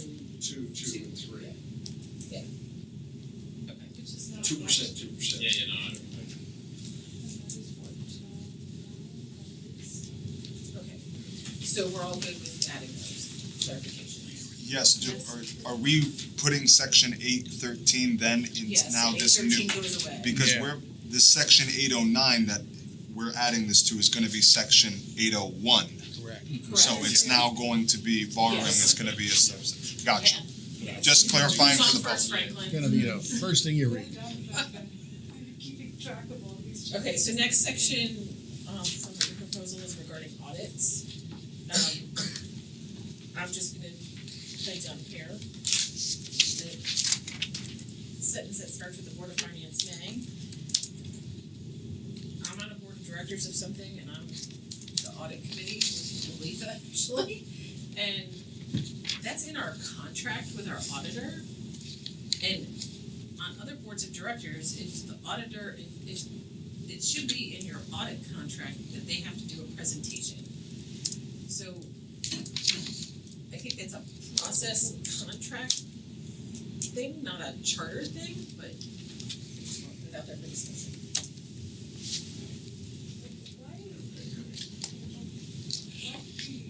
What happened that required this to be put in the charter? Well, the town is audited every year, and the current charter provides that the Board of Finance shall have the power to select the independent public accountant, which means the auditor, as provided in chapter 111. So this is an elaboration of that provision. We've already got. It's not in response to a problem or an issue that is happening. No, I don't think so. We have.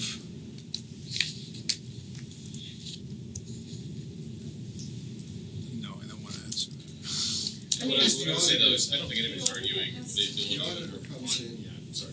I'm saying, the auditor comes in, does a presentation to the Board of Finance, both when they're selected, right?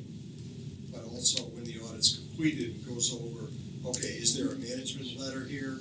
What are the requirements that you need to do? The one thing you wanna make sure you don't have is a management letter. But if you do, then you have to address it, and it first comes to the Board of Finance. Okay. So it's really, I mean, what we're adding here is additional audits. In addition to the annual audit, which the Board of Finance already has the power to select the auditor, we have in recent years initiated audits of particular aspects of the town government that turned out to be very useful. We had an audit of the assessor's office, which led to our increasing the staff of the assessor and bringing in a lot of revenues. And But this is a financial I audit. don't think anybody's arguing the ability to audit and for you all to pick the auditor. I think what Chris's question, what I would support wholeheartedly is, do we really want to put in the charter who's doing the presentation? I sit on various boards across the country. It's Every in the audit, contract. you get a presentation. Who approves the contract though? how do you get it to that? Well, the board of selectmen I didn't hear approves what all you the said. contracts, right? So what if they say you don't have to do a presentation to the Board of Finance? Well, then they're not gonna be voted in the next 2 years, but I mean, who's gonna do that? I mean, it's a Yeah. common practice that an auditor, Any auditor, if they're worth their salt, they're gonna do a presentation if requested by a board. Should we have language about common practice? Yeah, but then, But not- that's a rabbit hole about everything in this, right? True, true. Yeah, Alright, but I got a see- question for Mark here. Yes, sir. Do you see a situation where the Board of Selectmen or you would prohibit the auditors who were selected by the Board of Finance from making a presentation to the Board of Finance? Never in a million years. Thanks for that question. I don't think the auditor would take. Wouldn't happen. I mean, you're going back to the Board of Finance for funding approval. You know, you're not gonna do that. We're, as Bert said, we're all on the same team. And it doesn't matter who occupies those chairs, you know, it would be me, you, could be anybody. But I think, I don't know any auditor that wouldn't want to go and do the presentation on air. You know, these audits are for the benefit of the public, and they need to be made public. So I would encourage us to post them as well on the town website. So, and I think I agree with Chair Hebner about transparency. So I don't think it really needs to be in the charter. Some things just go without saying. I think it's a process.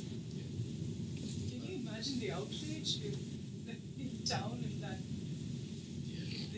Can you imagine? Oh, no, I'm not gonna share the audit with you? Yeah. I mean, It would be. that's when we'd exercise our town meeting. I I imagine think the that's ta- when you'd be going to the State Attorney General and Right, say, right. could you help us with this? the town bonding company is gonna have some say about that too. I mean, if you don't do that, Well, then if they're you gonna can't say, present an audit, you're not gonna get the bonds that you want. right.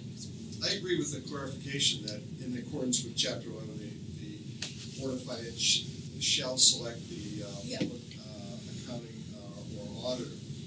That's already in the charter, but by having it as a separate section, it clarifies what that responsibility is, that role. So it sounds like, I think you also agreed to the second sentence there, but not to the third.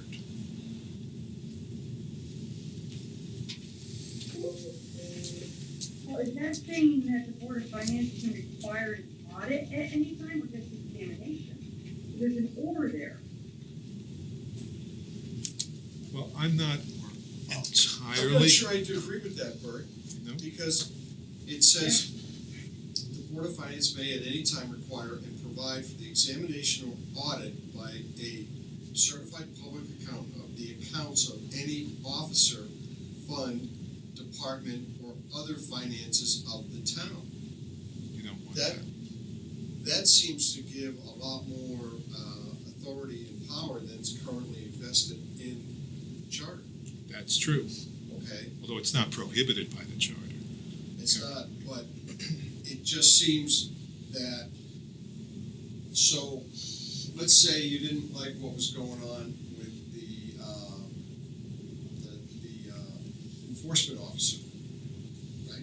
So you're gonna say, I want an audit of what the enforcement officer has been doing in the last year, and how many citations they've been issuing? What is it that I don't like about the enforcement officer?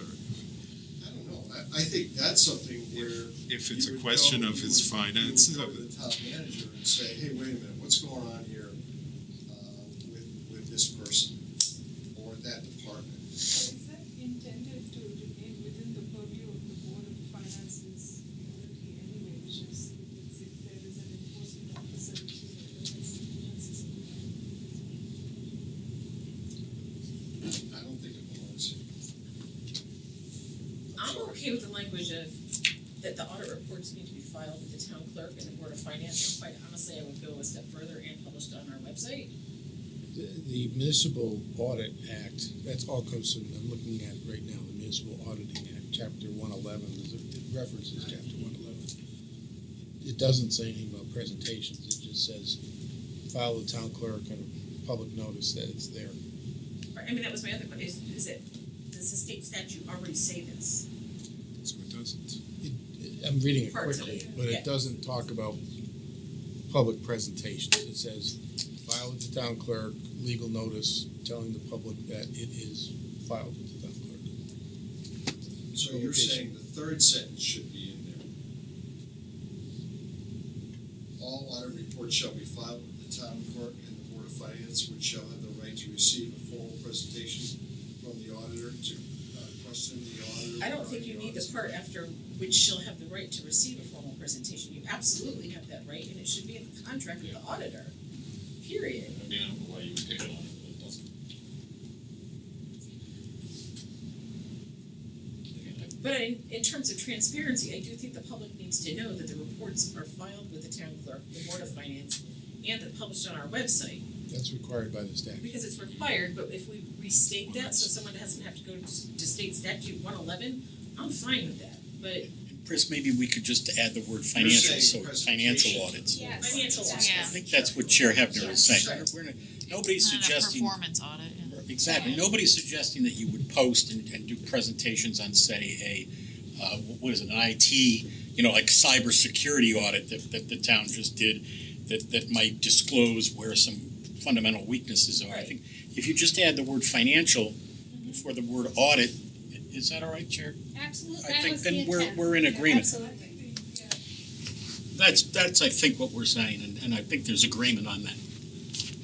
It's like when we did the assessor's audit after the revaluation, there was a lot of public discussion, and we authorized an audit. It was very helpful to get them the resources they needed to make sure we were following national best practices. Second sentence we're having that.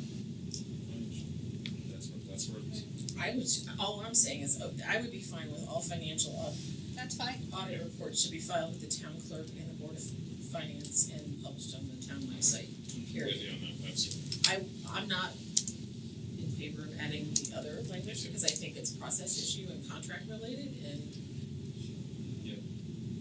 I'm just trying to figure where, I agree with everything, we're talking about adding financial, I think it's in the second I just say sentence. all financial audit reports shall be filed. That's kind of implied if you're talking about Board of Finance, if they want to audit something, it has to be finance related.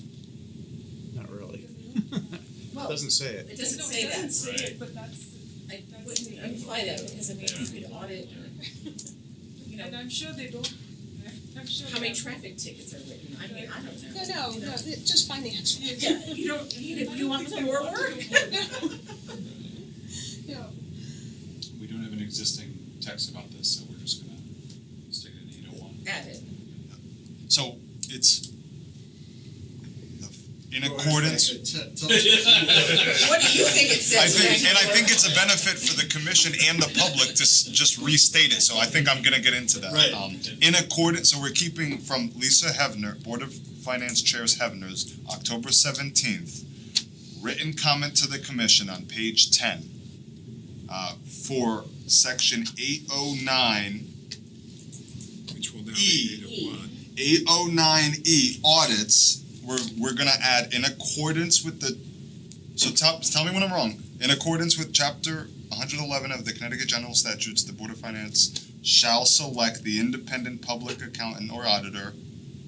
The Board of Finance may at any time require and provide for the examination of the audit by certified public accountant of the accounts of any officer, fund, department, or other finances of the town. I heard that we add the word financial audit. You could just take out everything and just say other finances of the town if you're uncomfortable with the other preceding officer, fund, or department. And then all audit reports shall be filed with the town clerk and the Board of Finance and posted on the town's website. So I'm sorry, you're suggesting All financial. Yeah, finance. the Board of Finance may at any time require and provide for the examination or audit by a certified public accountant of Other finances of the town. other finances of the Yeah, town. I'd be Yeah. okay with that. Other but finances of the town. That's fine. We're just a finances, accounts- fine. It might be a Fine. fund, you might look at a fund, you might look at the revaluation process, you might look at the tax You know, collection. it's other than the annual. And then stop. No, No, because then it'd it'll say go all all audit, financial reports shall be filed with the town clerk, yeah, all Yeah. financial Board of audit Finance. reports. Are posted on the website, published on the town website. town website, period. And this is all gonna be in section, our 809, but it's going to be created into, it's going to be our new section 801 Yes, for the, yes. That was good. because if a member of the public is listening in, this is a lot for them. If it's a lot for me, it's a lot for a member for the public. Okay, retirement funds. What day is that gonna happen? Board of Finance, so we talked about retirement funds already at 8:08. Second. Yeah, this was 2 commissions ago that added this. To what? Commissions and Charter I think there was revision no change to that one. ago. I didn't see any change in that section, No change. it's just moving. Or it'd be happy to know I'm having some. Does anyone double check the general statutes or is it push? They're gonna cross-check all that anyway, right? Yeah, they do need to be cross-checked. That was taken from the charter, so I didn't cross-check it.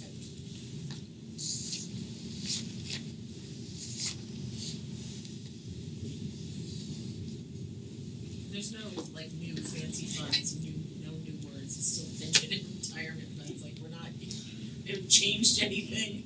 Not that I'm aware of. Okay, I mean, I don't know, every day's different.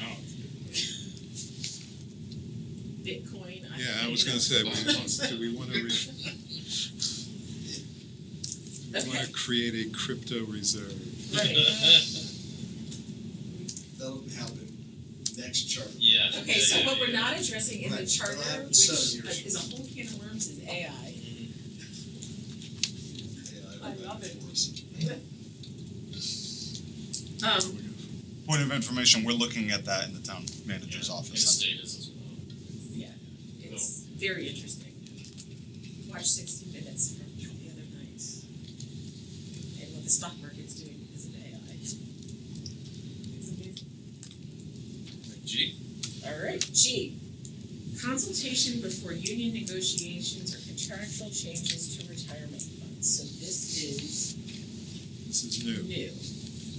Okay. So in section, okay, in our proposed section 502A15 is, no, we need to, if we're gonna add this section here, we need to add into 502A15 that the Board of Finance, because we need to tie in BOF and BOS in the same way Right. in both these sections. I'm gonna start the conversation by saying, we did not allow, when we talked about the first, or the Board of Selectmen, allowing them a seat at the table in negotiations, and I don't think the BOF should be at the table during negotiations. I'm gonna It have should to- be part of those pre-conversations that we talked about Yeah. with the selectmen, but we have a town manager to do the job of negotiating. There might be a mirror problem with this. Its sole bargaining representative is the town manager. And advising, providing updates, meeting beforehand, I think that's all okay. But being actual part of the negotiations, I don't know that that's allowed under the statute. Lisa? So this language, I actually don't feel strongly about this at all, but it is required. This is language verbatim from the Board of Ed, where the Board of Finance is, they're required to confer with us before they begin negotiations, and the Board of Finance does have a right to be present to provide financial information.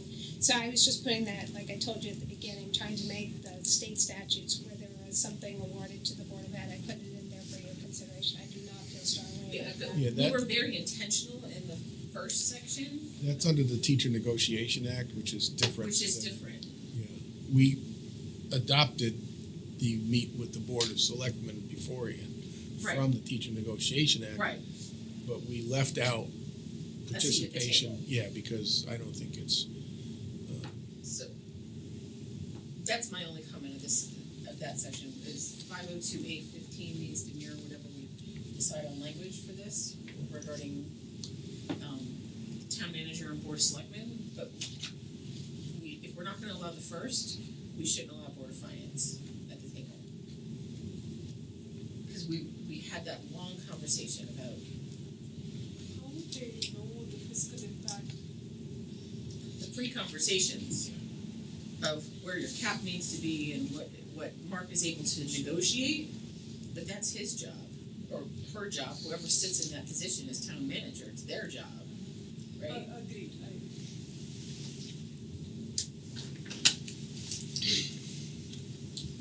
Okay, so if we agree that, if they want to talk about the collective bargaining, so they have some parameters prior to going to negotiate, I would suggest taking out member of the Board of Finance should be permitted to be present. That needs to be just taken out. And then, Can I say? The rest is Can I fine. do my best? yeah, no, please, How I'm many not the only one here. bargaining units on the town side? We just combined 2 into 1, so 5. Police, CSEA now has 2, so 4. And we've got them all pretty much lined up now. The Board of Selectmen just approved the merger of 2 CSEA groups that carries us through 27. So we're up to date for the next couple of years. We won't be back at the negotiating table, for a new contract for another couple of years. Yeah, the reason I ask is obviously because when the reference to Board of Ed is just for the teacher, so it's just that one notification every 3 years. But if you have 4 units, Yeah. it's not gonna be, well, it's just a little bit more cumbersome, right? That's what it says. I can just add for context that so far, with the exception of the police contract, our negotiating team has been under the budgeted number that we put in. With the police contract, we were a little higher, and we had to go to the Board of Finance and the Board of Selectmen. And so there's a process where, if collective bargaining is going to be more expensive than projected, we already let all our boards know, even before we're done, that this is coming their way, and those discussions do happen. So in our 502A15, we have what we have proposed to change says within 30 days prior to the date on which the town manager is to commence negotiations pursuant to general statute, blah, blah, blah, the town manager shall meet and confer with the Board of Selectmen concerning the upcoming negotiations. I would propose that we change that to the Board of Selectmen and the Board of Finance. If we're gonna do Board of Selectmen and Board of Finance in the finance piece of it, if they're all gonna meet, it should just say the same thing in both areas.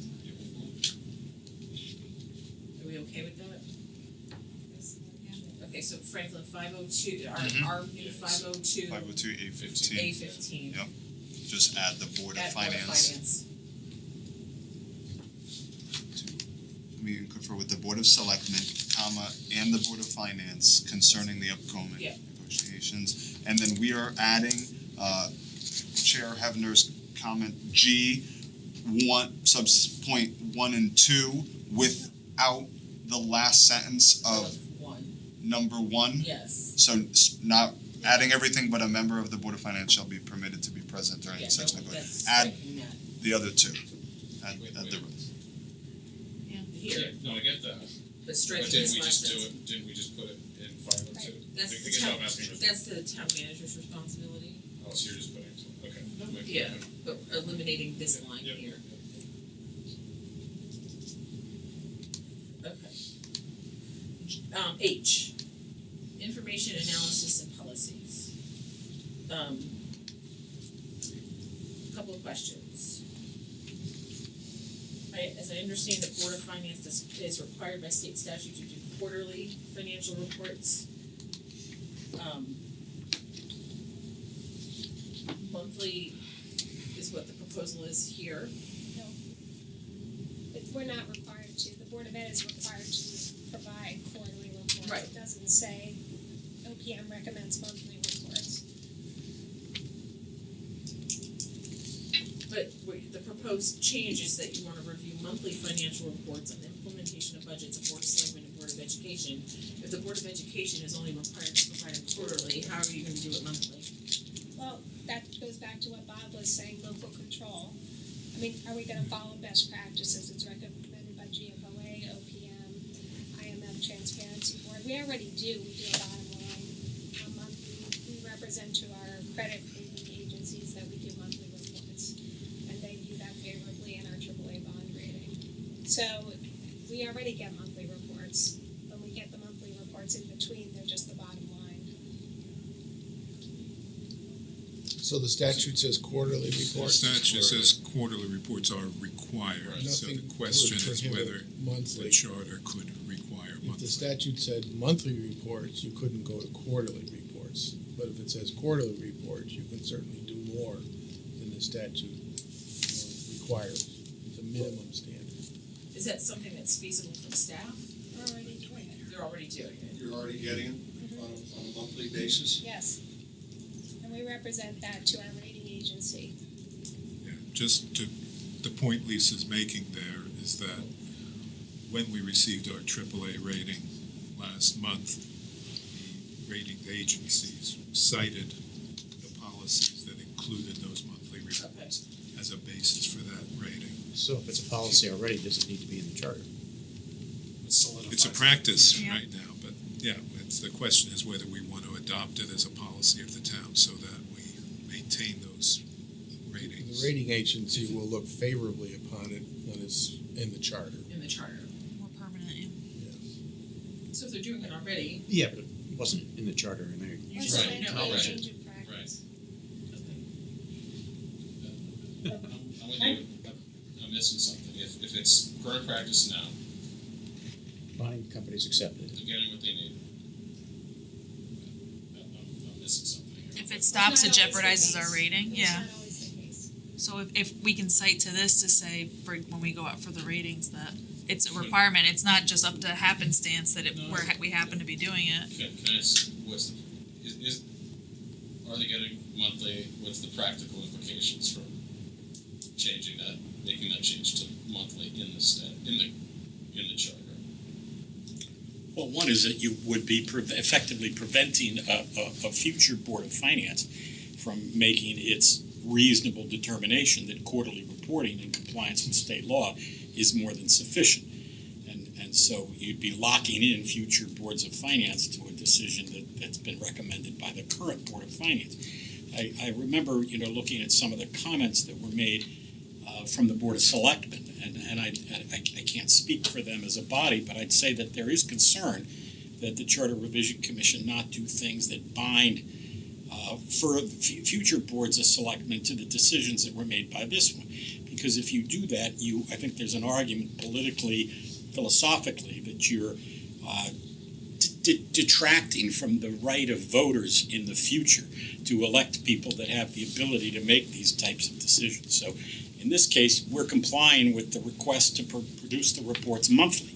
The real question is, do you want to lock that in the charter?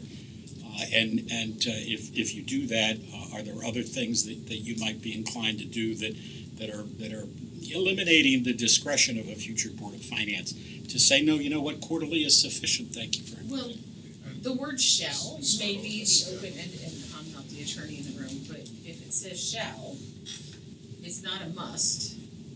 It is a must. No, I think it is, Shall yeah. doesn't mean must. But I think we can address that concern by leaving it up to the future Board of Finance to revert to the quarterly. If you don't put it in the charter, that's correct. No, but if we put it in the charter so that it's clear that the Board of Finance has the authority to receive the monthly reports unless it determines that quarterly reports are appropriate, then we address your concern. You did, that's true. So you change shall to may. Shall change it to may. Well, I have state law here that says I have to report quarterly. We are fulfilling that obligation. Our council has determined we're fulfilling that obligation. They are getting what they need right now monthly. I don't know why we need this change. Also, just to clarify, the town is getting it monthly. The Board of Ed is not. I don't report to you monthly. I report to you quarterly. I'm sorry, could you repeat that? Sure. For the town side, I do monthly financials. I do quarterly for the Board of Education. The Board of Education gets theirs quarterly. They don't get them monthly. But they You're could. not getting this. Okay, So there's a they're not second getting- implication to this, So the Board of Finance is not getting them on a Yes. monthly basis. No, we No. are. You are. Not for the Board of Ed. No, they're two different things, so. Sorry. I'm hearing you say you only do quarterly, and I'm hearing you say you receive monthly from the Board of Ed. Bottom line. We get a bottom line monthly report that's been updated every month by Amy. Is that correct, Amy? Right, you get one line item that says education. That's not an actual report with narrative, individual line items, It's all you- analysis. That's all you have to report anyway, is the bottom line item for the Board of Ed. You can't change it, right? So, Right, it just opens it up to changing and reporting from quarterly to monthly on the Board of Ed side. The question is, do we want to follow best practices recommended by GFOA, recommended by The OPM? question is, I want us to follow state law. That's what I wanna do. Then we need to change the date, February 10th, for your budget report. That's state law. So the question is, we do get some discretion as to what we value, and do you value transparency? And if you do, you should have monthly reports. Every major organization says that you should. So the question is, if you're gonna follow state law, we should follow state law and go to February 10th. If we're gonna follow state law, we should, Board of Finance should have a role in approving the town manager's position. That's in the state law. So I think the whole point of home rule is, what do you want to do? And how do we as a community, what do we value? It's talks about the person that's building Could- boards and bridges. Could you change it from shall review monthly to May. shall or may review or may request monthly and or quarterly financial reports? Instead of monthly, if you're saying state law says quarterly, and you're saying you do quarterly, but you give a line of an update on a monthly basis, is that sufficient? If currently that's what's happening, why isn't that sufficient? Well, do you want me to answer that? Yeah, Okay, so thank you. first of all, thank you for that. It really depends on what you want, whether you want checks and balances. The purpose of reviewing monthly and quarterly reports is both to ensure compliance, if there's a deficit, coming to make a timely correction of a deficit and amendment, but it's also for planning purposes. So it's in the review of the monthly reports that you see trends that then inform your next decision making. That is the reason why OPM recommends monthly reviews. That is the reason why GFOA recommends monthly reviews. That's the reason why the Global Initiative on Financial Transparency, of which the United States is a signatory, recommends monthly reviews. That is why IMF recommends monthly reviews. It is a best practice. Do we care about transparency? That's for you to decide. Is that important to you? Is it important that the community have access to the spending of public funds? I would say when you have a town manager, it is more important to be transparent, that the public always has a view of looking into how public funds are being spent. Why wouldn't you want to share that? We now invested in a system, it's called Munis, I think they've changed their name, but it enables you to pre-program the reports. It takes 10 minutes to pre-program them. You can just print them out.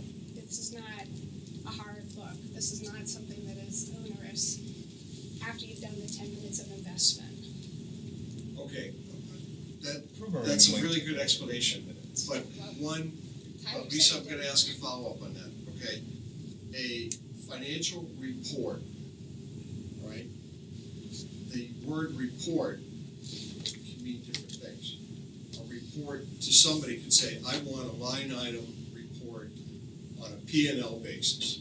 Or a financial report says, we are currently in balance, or we currently have a deficit, or we currently have a surplus, all right?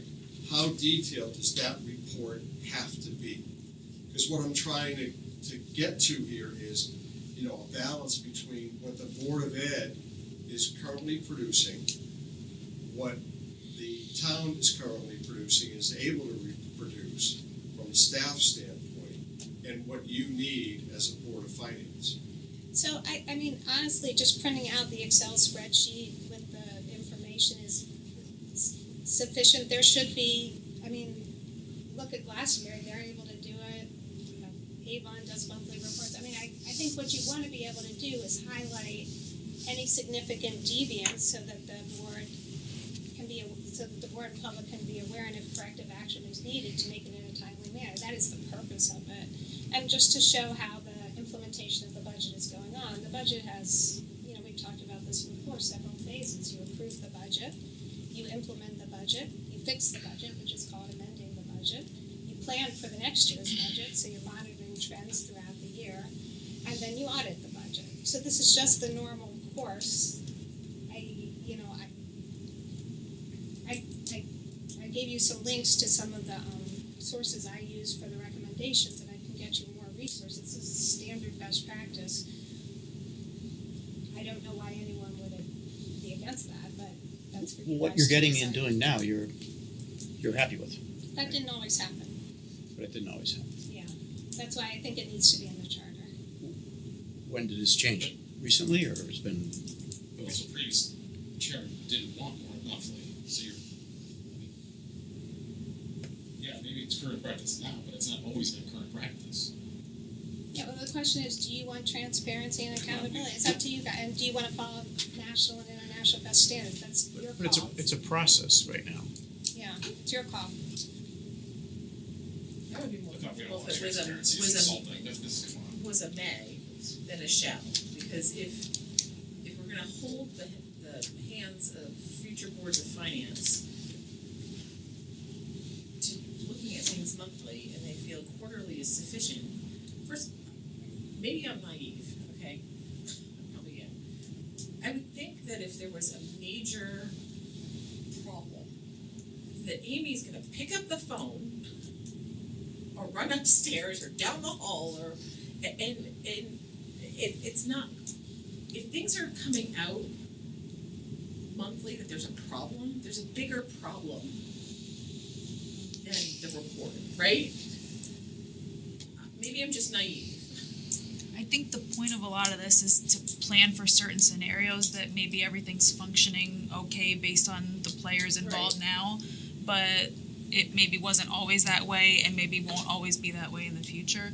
So I'm not saying I have a strong opinion one way or the other, but I think to just say, well, everything's fine today is kind of missing part of the purpose of So what we're would we be doing. more comfortable if we put in that they may review monthly financial reports and somehow craft some language that if in the future if or quarterly is deemed necessary, like I don't know. You Yeah, have, I you have to don't give think- the BOF the Give the authority BOF the to, latitude to decide no, what the they need authority to to look demand at. it, is what you're saying. Yeah. If you That's all either we're put it in asking. here, or they want, or give them the authority to demand But it. to make it a requirement, and if you're looking at the same numbers month after month after month, and it's, you know, I mean, and then everything's fine, maybe they decide, I only need to look at this quarterly now, because we're on track and everything is working well, and we've got great relationships with staff, and, you know, the whole bit. But to hold them to monthly forever, I'm in the okay as charter? long as you provide the discretion for the Board of Finance to request it and We receive need it. to give them some teeth. At the same time, we don't want to bind everyone else, Right. you know, so the May is probably the compromise.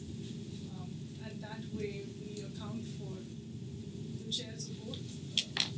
so if we do the May and then add, and may look at things quarterly as deemed necessary, or I don't know what the No, legal language fewer is. language- Quarterly is fewer words mandatory. better.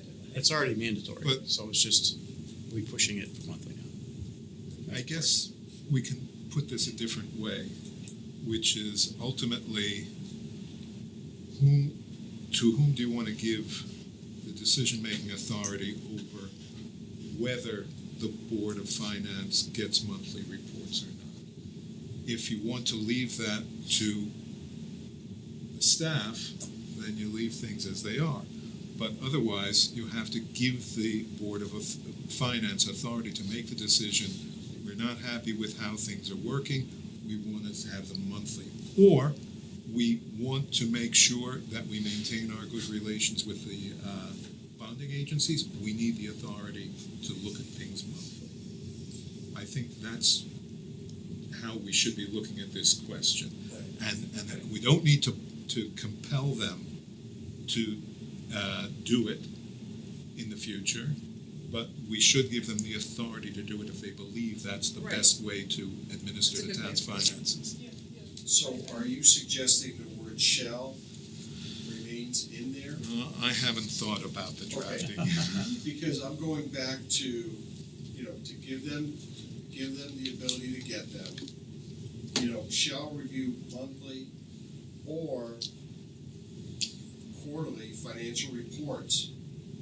If you're saying quarterly is what the law requires, and the Board of Selectmen and the town manager can provide monthly reports, then to me, that gives the ability to do that. And then, you guys work it out as to, what you can provide and what they're needing in order to do their job and meet Connecticut general statutes and best practices. I mean, I can't imagine that from a town perspective, as the finance director and the town manager, you're not gonna wanna comply with what some of the best practices are for municipalities. I mean, maybe you don't, I find that hard to believe, but it at least says shall review monthly or maybe make it and or quarterly financial reports. Well, I don't see if what's it wrong just with that. says the Board of Finance shall review monthly and or quarterly financial reports, that leaves open the question of who decides whether it's monthly or quarterly. And that's what I really want to nail down, is that I believe that should be the decision of the Board of Finance. At a frequency Then determined by say the Board shall of Finance. request. How about shall request monthly or quarterly reports? Shall receive, then it's an obligation. Yeah, how about receive? I like that. Are the That monthly, seems to be flaunting the statute. are the monthly reports in the same detail as the quarterly? You've just, And this is a statute that was enacted in 2019. It's not like this is a 50-year-old statute. but as you've heard, the statute provides a minimum requirement for the Board of Education. It You're does asking not for more. it does not prohibit the town from asking for more. I agree. I don't disagree there. But Bert, you Then have, how are we flaunting the statute? but you have a criteria for the quarterly, but you're not specifying the monthly, and the monthly, I understand, is much lighter. So, I mean, if we're gonna say that you can demand it, then does that mean we have to rewrite and say what this report is? Has to be equivalent to the quarterly report? Well, that goes into the next sentence. The proposal. Where does it end? Because- That's all, I'm just, Because if it's a process thing, Well, if again, it's a one line, you want the bottom line number and you're asking for it, you're not It's a asking for a question full about report. whom we're giving this decision-making authority to, And to what extent? right? We're getting monthly reports from the town. But you're not getting them at the We did same not level of the always quarterly. get monthly But reports. you're not getting them at the same level of quarterly, right? And that would be a burden, I'm imagining my experience with reporting. If someone also says, hey, we want the same monthly report But as they're we get saying the that, quarterly so now. if you read the second that's sentence what it of says what right they're here, we can proposing do the that. change to be, the proposal is that the form of the content will be prescribed by the Board of Finance. They're gonna tell the Director of Finance the form in which they want this report in.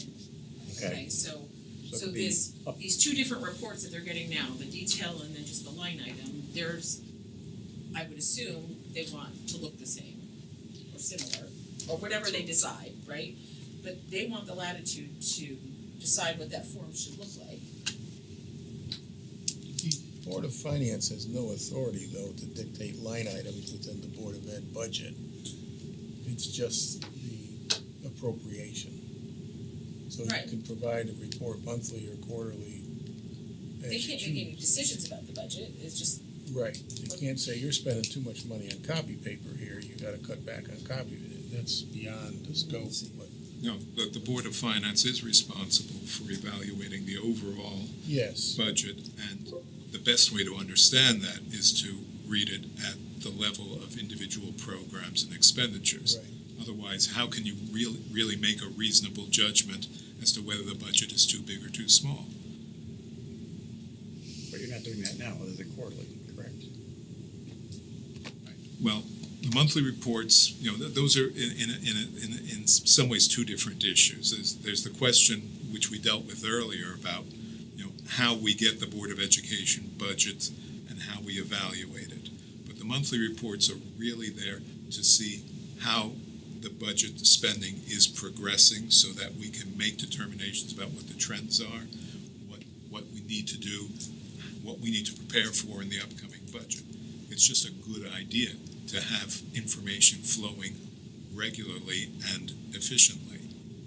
Again, I'm repeating myself now, but that's a determination. How much does the Board of Finance need to see? How much can they count on they're going to get? Ultimately, if we put it in the charter that the Board of Finance must receive this stuff, subject to its decision to take less, well, then that decision is made by an elected board that is charged with ultimate budget-making responsibility. If you don't do it, then you risk the fact that we might not get the information, because that's how it works in the world.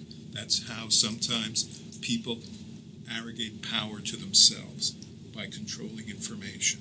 And if they're not required to provide that information, they won't hand it over. And that is not an accusation against anybody in this room. But we know that this really happens. We know it's happening in Washington right now. So you said you had a proposal? No, I was going to try to... You were going to try to craft a proposal. Can I add one more thing on that first sentence there? Sure. That last sentence, as well as such other reports as the Board of Finance may require. What does that mean? If you're getting monthly reports, getting quarterly reports, what else? It's very open-ended. That's my concern. Yeah, that's extreme. And I there- can imagine you taking the and there's finance director's time 5 days a week to get reports, and I don't know if that's, what I'm reading this as very open-ended. Lisa? So, an example of that is in the last budget, the state was proposing a change in how we depreciate motor vehicles. And we needed to understand how that was going to impact voters and our budget before we completed the budget. And so we needed to go to the finance director. Can you please do this analysis so that we can understand, are people going to be paying more or less under proposal A, proposal B? During the revaluation, we asked the finance director, all right, we've got this huge revaluation. The mill rate's going to come down 17%. But what's the impact going to be on individual taxpayers? And we determined in different ranges, and we determined that the tax increase was 5%. If we didn't have that information, how could we have made an informed decision about what is the right budget to approve? You could put financial reports if you're concerned about overbroad. I don't have a problem with that. But sometimes you do need these evaluations. Okay, here's a proposal. The town's going to have to make a decision. We need to see the analysis before we can make an informed decision. If you withhold information, say, no, we're not giving it to you, make your call. We have a decision of, okay, we're not going to give you any money until we get the information, or we'll make our call without information, then we're making crazy decisions. Well, maybe if it said financial reports and then at the end that may require in order to do their It's fine. duties. So it's not like this arbitrary stuff that someone just like Totally fine. wanted to know, how many traffic cones we own, or you know what I mean? So it's not arbitrary and it's purposeful. Just as a That's fine. footnote, we got great reports on those two occasions. On the traffic cones. Budget's been flying on that one. No, they were, well, it's a long story, but that. Well, when we're auto talking thing about was- this whole, and while Bert's thinking, because I'm trying to give him some time to think. Faster, Bert. So one of the other pieces of this information analysis of policies, this second paragraph, where the Board of Finance may require any town agency, department, officer, or commission to provide additional financial reports. We were very clear when we discussed town manager and first that all requests need to go through the town manager.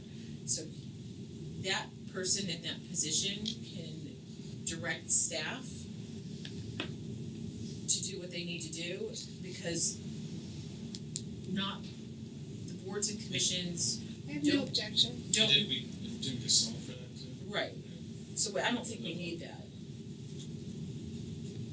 Because That's fine. the line is TM and then TM to staff. And we did add that. Yeah, and we did add that. The chairs can request information From the that town is manager. required for them to fulfill their Right. duties as outlined by charter Right. and Connecticut general statutes. Right. That we did put that in. Right, so we don't need that section, because it's in other sections. But I do think we have to solve this first We have to part. solve this issue. We have to solve this first part. I'm trying to buy Bert's All time. right, well, so for the first sentence, Franco, take notes. how about, the Board of Finance shall receive financial reports on the implementation of the budgets of the Board of Selectmen and Board of Education, comma, either monthly or quarterly. Oh, I'm sorry. As the Board of Finance shall direct.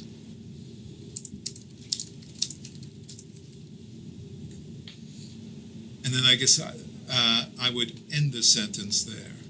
And then, because I haven't yet worked on the language about the other reports because I forgot what you said. But that's sentence one. Just Well, a- the other part would be that the other financial reports on town, other reports on town finances, as the Board of Finance may require in order to No, I've made it do fine. their, Okay, so yeah, we could all say, Responsibility. so we could end that we leave the comma after Board of Education and say, as well as such other reports as the Board of Finance may require to discharge its responsibilities. its responsibilities. But it needs to say financial reports. Okay, financial reports, such other financial reports. Franklin, when you're done typing, read that, if you can read that back. The Board of Finance shall receive financial reports on the implementation of the budgets of the Board of Selectmen and the Board of Education either monthly or quarterly, as the Board of Finance Shall direct. as well as such other financial reports as the Board of Finance requires to fulfill their duties and responsibilities. I would say its duties and responsibilities. No, it's, and Bob's, it's okay that they're mentioning monthly or quarterly when the state law requires quarterly and allows them Because we can do more often. to do. Yes. Bob has answered that question. Yeah, I And think, you'll see it. I haven't looked specifically at what the statute says, but Jeff hasn't printed out. generally it's it's a minimal requirement. It doesn't mean you can't ask for more. I say that with caution because boards of ed are more independent than the town is. You can ask more of the town. The state Board of Education actually is a state agency for many, for its educational mission. Well, this is obviously a contentious question, so could we ask that you look into that between now and the next meeting? Yes, absolutely. There's a couple of cases on it that talk about the dividing line between boards of ed and towns. And Bob, is it cleaner to just do and or rather than or? Because if it reads monthly or quarterly, why can't it just be both? They can choose monthly, they can choose quarterly, they can choose monthly and quarterly. I'm okay with or, Doing it monthly, you're gonna get quarterly too. right? You put three together, and that'll be a quarterly. And all of this, like other sections that we've gone through, when we get to the very end, you're gonna look through, okay, is this in compliance with general statutes? Or does it conflict, or does it conflict with other sections in it? So we'll go through a complete review Yeah, we're gonna make sure that we haven't hit the tripwire of preemption. In some of this stuff, that's what we're. Preemption. Okay. We're gonna go to I. So that was the first part. Are we including such reports shall be prepared independently under the direction of the finance director in the form and content prescribed by the Board of Finance? Are we including that, or a variation of that, or asking Bob to draft? Because there's two other sentences in H, not including the indented paragraph that you said we're not including. What's not included is that the Board of Finance may require any county agency. Mhm. We're not including that. That's the paragraph. Yes, we're not including that We're not indented. including that. There is underneath that first Right. sentence, so Bert just, Commissioner Helfand just gave us the first sentence. Yeah. There's a second sentence, such reports shall be prepared independently under the direction of the finance director in the form and content prescribed by the Board of Finance. Do you wanna ask Bob to give Bob any advice on drafting that, not include it, or include it as Well, does that written? conflict with us saying that the Mhm. Board of Finance can't direct staff? Does it need to be in conjunction with the town manager and the director of finance? Because I don't know, I mean, I'm just, it does, I just wanna make sure, You know, because we've got these paragraphs in other parts of the charter where we don't allow boards and commissions to direct staff. We were clear that when reports, things need to be asked for boards and commissions, it needs to go through the town manager. no, cause it says shall be prepared independently under the direction of the finance director. Right, but prescribed by the Yeah. Board of Finance.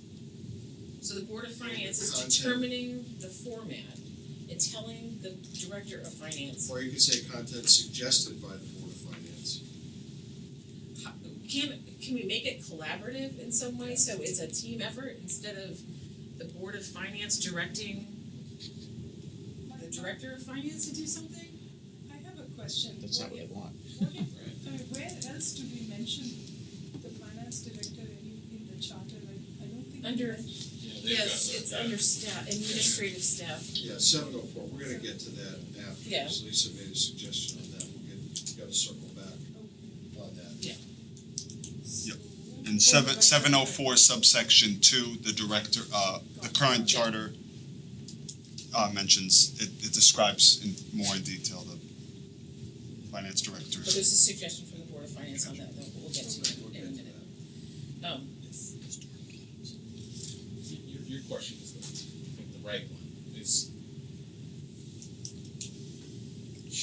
again, there's many layers to this, right? Sure, my comments are. And you gotta look, you also gotta look at the footnote where it says incorporating some language from Board of Ed quarterly reporting requirements under Connecticut General Statute, S10-248C, and the Board of Finance Authority under 7-345, consistent with Charter 807, and such other information is required by the Board of Finance. Publishing aligns with the Freedom of Information Act requirements and duties to make records available in public. we're talking about this, That being the prescribed. the prescribed. Well, Right. yeah, the last sentence Yeah, doesn't so, relate you know, to that, I struggle with this, right, because 7 years ago, But that was the footnote on that sentence. you and I, Paul, heard 7 years ago loud and clear that this town needs more professionals run a gun. We heard that time and time again. The town made the change in the form of government. And now we're saying a board should be prescribing the Excel spreadsheet in a report. At some point, you gotta let these folks do their job. I mean, come on. And like you said, God, I would hope it would be collaborative. I would hope that hope so. I would hope no one would give them a report that they don't want, or the question would never be asked. I mean, but at some point, we gotta let these people do their job. I just think it needs, I think, I understand the intent behind the Yeah, comment, yeah. but I think that there needs to be more. We keep talking about Team Simsbury, where, we're like all together, we're doing this all together, and I think having a board prescribe to staff what they need to do, I think is in conflict what we've talked about in previous sections of the charter, where we're asking them not to direct staff to do something. So I understand the need for the Board of Finance to get this information, but I think there's a way to word this so it's more collaborative instead of dictated. Well, maybe when we get to 704 and the recommendation there, maybe that'll address some of that. Okay, I mean, No, I get can we just leave this comment to when we get to 704, the recommendations, because I'm just concerned about this conflict that we, it's like this theme throughout this whole many pieces of the charter. So annual report, I don't know why we would argue with what needs to be published. It's a state statute, so. We all good with that?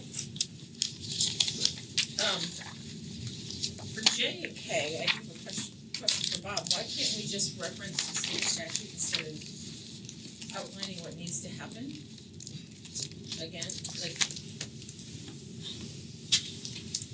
here we have the Board of Finance prescribing the method by which all records are kept. Isn't there protocol in the state statute of how records are maintained?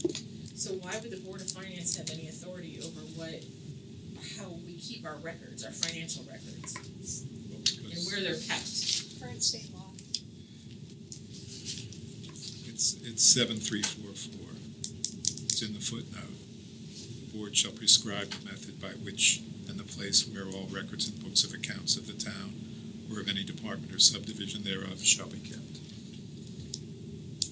So it's just a question of whether we want to Can't we just say incorporate that the financial statute in the records and charter.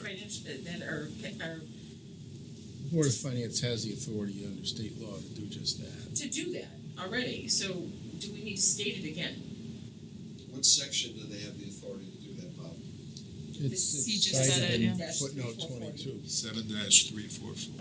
So if they already have the authority to do that, can't we just reference the statute, or do we have to say it again? Well, we could, but is it clarified right now? Just Take your question. do we have to state it? If it's a requirement, But we don't adopt under charter every single section in the State Connecticut statute. general statutes. But we do have language that says you follow Connecticut general statutes as long as it doesn't conflict with the charter. So to Chris's point, this clearly does not conflict with the charter, so it would apply. Okay. So the question is So whether the it question goes- is whether this actually needs to be there or not. It could be there and we could just refer to the general statute saying for these purposes follow the statute. well, if the public wanted to read it and wanted to know how we kept our financial records, they could just go to the state statute, right? But would they know how? But they're not gonna, the state statute isn't gonna say how we do it, because it's the Board of Finance determining how we do it. And if we're not outlining, which we don't want to, in the charter of exactly how we're maintaining our records, why do we even mention it? We just have to do it consistent with the state. That's where I'm coming from. If the Board of Finance has the purview to determine how we do that under the state statute, but we're not gonna outline how that's done in the charter, which we don't want to because it could change. Yeah, it could change, yeah, we don't want to do it. We don't wanna be that specific, why do we need it? Section 1007 talks about state, we're in ordinances of all the state charter and special acts of the General Assembly, so it's already covered there. Commissioner Brett's referencing the current Yeah. charter. Yeah. I didn't miss We the already where did. is it? If it's Section- on the charter, we go to the, 1007 is at the end. section. It's already said there. Transfer of records and property. I Yeah. mean, we don't have to put it there, It doesn't have to be there, right? as long as there is some, It People says, know yeah, how to existing get laws it. and ordinances, section 1007. Yeah. I'm just trying to think about someone who doesn't understand the framework of the general statutes, go here and do that. How would they find this information? That would not be addressed in the charter, but they would maybe have to figure out a way that we can access this information easily. But But that's not That ours. doesn't, That- even that language that's- doesn't necessarily solve it. Yeah, no, it Right. doesn't, no, it doesn't. because in this case, it's just leaving it, the decision making to the Board of Finance, and that can change. That can change. And so it'll be up to the Board of Finance to communicate where people can find this information. I mean, if I asked you today, what's the policy of the Board of Finance of the maintenance of our records, is that something that's written? No, but we did approve the change to Munis, that had to go through us. It was part of the budget. I mean, you can find it, it's on the website now.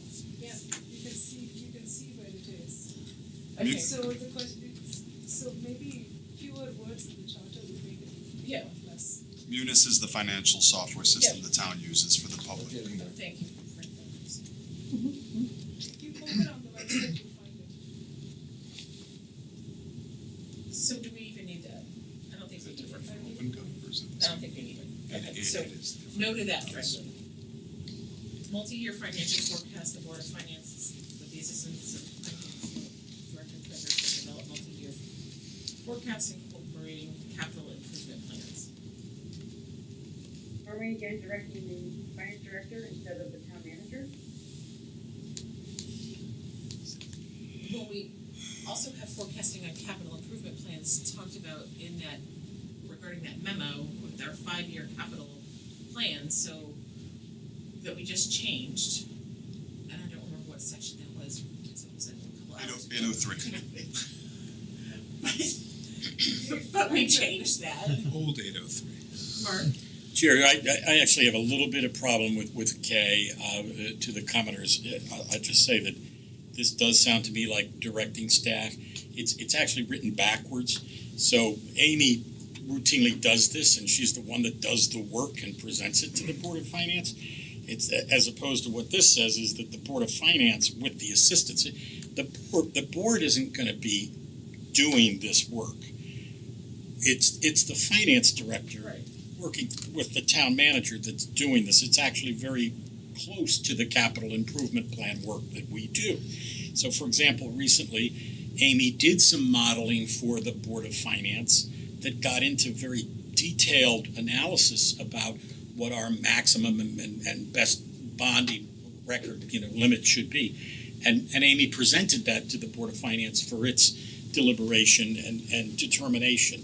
And that's what she does routinely. So the way this is written, it says the Board of Finance, with the assistance of the finance director, shall develop it. It's almost as if you're asking the Board of Finance to start doing our job, and you're allowing the Board of Finance to say that Amy's got to help it do that. And it's just backwards in a town manager form of government, right? This would have been appropriate prior to the change in government, I think. So this one, I'll defer to Chair Havner on what the intent is here, but I think this is just written backwards, where it doesn't need to be there at all. I don't think the point here is to give the board additional control over staff. The point is to recommend, in this case, sort of impose on future boards of finance the obligation to do this kind of planning. So it's a question of, and the language is not important, but the objective there is to say, this is the kind of thing future boards of finance should be working on. I would agree with you, Bert, respectfully, except that I don't take this, I don't read this alone. I read it as in context with the other 62 pages, including the one we haven't gotten to yet, which is the reporting and the decisions about the Well, performance I understand your concern. Right, so, I'm sorry, I don't mean to speak over you. No. But I'm saying, I think that's something a change in language can address. Okay. Really, the question is this something you want to tell boards of finance they should be doing? I think we may be saying the same thing. I just think that, if you worded it differently, the finance director shall do this or that and give it to the Board of Finance, I have less problem with it. Yeah. But if you charge the Board of Finance with doing the work with the assistance of staff, you're setting that back to Chris's point, I think. Right, well then, yeah, I think then we're we're probably saying the same. In agreement, yeah. Do you go back to section 803, the capital improvement plan, and address and maybe add something there that it's in collaboration with the board of or like? Well, I mean, this seems to me to be more about, things like budget modeling, and again, I defer to Chair Hebner on that, but it's, shall develop multi-year forecasts. That is, for example, let's forecast what our grand list growth is going to be over the next few years. That is an assignment that I would direct our finance director and our assessor to do, and we would provide that information to the Board of Finance. As written, this is saying the Board of Finance shall do that work with the assistance of, and that is what is triggering the sense in my mind that you're authorizing the direction of staff. Well, so this multi-year financial forecast could be interpreted into section H where we're talking about information analysis and policies. If the Board of Finance is well, hold on. Don't you already have those models in place? Amy works on them constantly, so and she does a good job, as everybody knows, of doing that. So for me, again, it's just who's doing it. Is it the Board of Finance doing it with the assistants? No. It's the finance director and the treasurer who's doing that work. But during the budget process, if Lisa requests that information and that model already exists and you're working on it, it would automatically be shared. Oh, we share, or is it a request? Yeah, absolutely. It's and I think again we're saying the same thing as Bert said. It's just that as written, this says the Board of Finance shall develop it. It's being developed by staff and presented to the Board of Finance. Who's doing the work, I guess. I appreciate everyone saying what I think. I'll actually share what I think. Please. I think Bert was closer to the thing. We did not have budget modeling, and our board requested Amy to do that, and we said, look, here's what we need to do. We would like to see this progression. She developed an excellent budget modeling program that we submitted to her for an award to CCM, which we didn't get, which we're still angry about. But we did ask for things. We said, Amy, we really want to make sure we've got a good projection on debt service so that we know what's coming down the line. Can we get this done? Here are we needed the ability to say, use these assumptions, do this. And so we just need the ability to work with the finance director. It really goes back to, do we need to get the permission of the town manager to oversee the town manager's budget? Or do we have somebody who's independent who can work for us and say, hey, this is what we need, this is what we'd like to see, can you get us that information? And that person not having to say, ooh, I don't know if I can get you that information, I need to check with the town manager. Ooh, I don't know if I can get you that information, I need to check with someone else. Ooh, I can get you it, but it's going to be in the form that the town manager wants, not what you need, because he's my boss. So that's really where it comes. Now, I work very well with Mark and Amy, so this is not happening today, but I have also been in this job for a long time and worked with many communities across the state, and it absolutely happens, where the Board of Finance will ask for something and town manager, who they're charged to overseeing, says no, or here, you can have it in this form, and we go, well, that's not really usable for us, that doesn't provide the information we need. So it comes back to the question, do you want an independent board? Do you want this check and balance? If you don't, get rid of the Board of Finance. If you do, you've got to give them the ability to get information independently.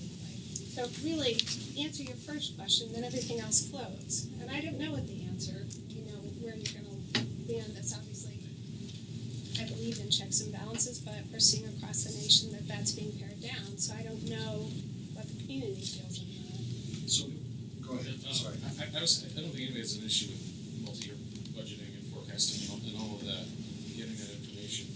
I'm just wondering if there's a better place for it. I don't know the answer to that. Should it be in the budgeting process? It would be under the budgeting process. I would think it would be in the budgeting process, not.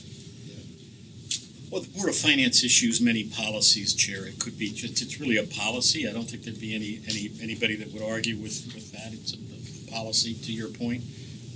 I've heard a lot tonight, respectfully, about whether something rises to the level of needing to be in the charter. If, for example, it's in state law and it's clear, maybe it doesn't need to be in there.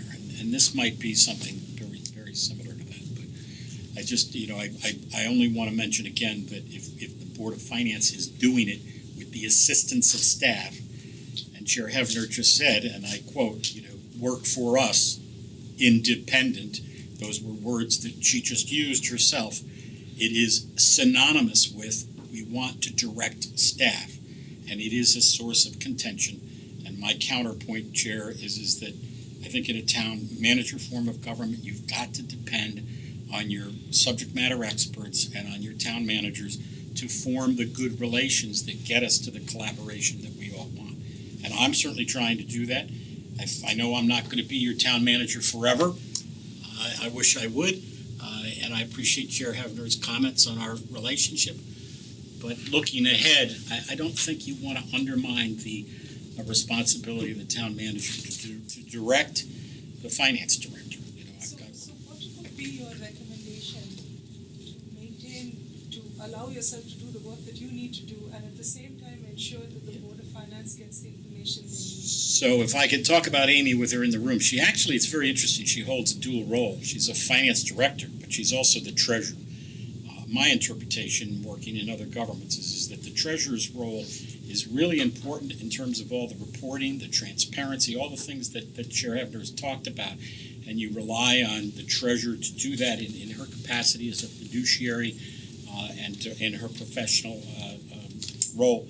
On the finance director's side, she's one of a number of directors through which I run this organization.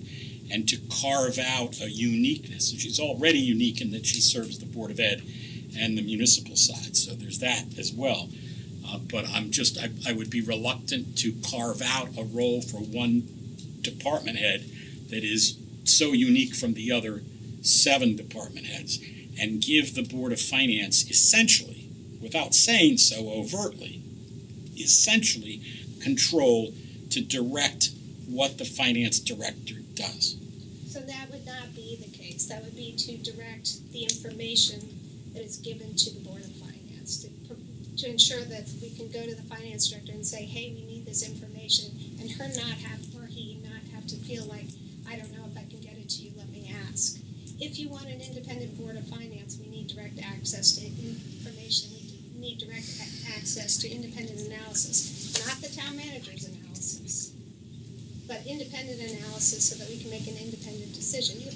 If you don't want a Board of Finance, there are towns that don't have it. You can definitely get rid of it. But if you want an independent voice, an independent check and balance, we need access to information without having to ask the person that we're overseeing. And if I may, I don't want to have the last word here, but again, to my point earlier, you have to look at this recommendation not in situ, but as a whole with all of the others in 63 pages, one of which is a desire and a recommendation for control over compensation. When you start to get into control over compensation, performance reviews, advice and consent over who's hiring and firing, you are controlling and directing staff. So it belies what you're being told here, respectfully. No, Charter already gives us the Board of Finance permission on the hiring. We gotta stop. Yeah, we gotta stop on that, okay. Because we'll get to section 704 and have a discussion around that. Because it goes to 704. Right. So, I'm sorry, go ahead. No, I'm looking at the time. Yeah, thank you. It's 9 o'clock. We've been at this for 3 hours.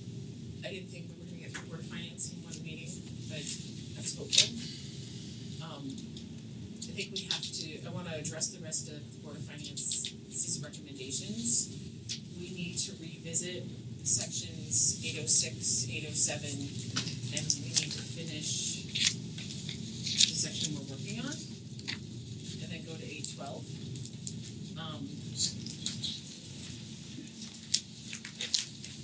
I think the conversation around 704 is going to be robust, and I think we should table it until the next meeting. Unless anybody's in disagreement. I agree, and I move that we table the remainder of the discussion Okay, so to the next meeting. We can prepare a red line draft from all the things that you've agreed on tonight. There's been a lot. Yeah, you probably wanna look at that with a fresh set of eyes, we move around Yeah. sections. Right? So, because the next item on our agenda is planning the next meeting, I think that our goal for the next meeting Advise and would consent. be to review the red line changes that we've made for this section to date, finished section. Okay, and, because I want the police commissioner's comments, that commission at the next meeting, because we asked them months ago for the comments, and we need to just finish that section. So I know they've been deliberating, but I would like to just finalize whatever changes they're proposing, because we need to move on to finalizing our draft so we can start working on the report in order to make our timeline with the Board of Selectmen.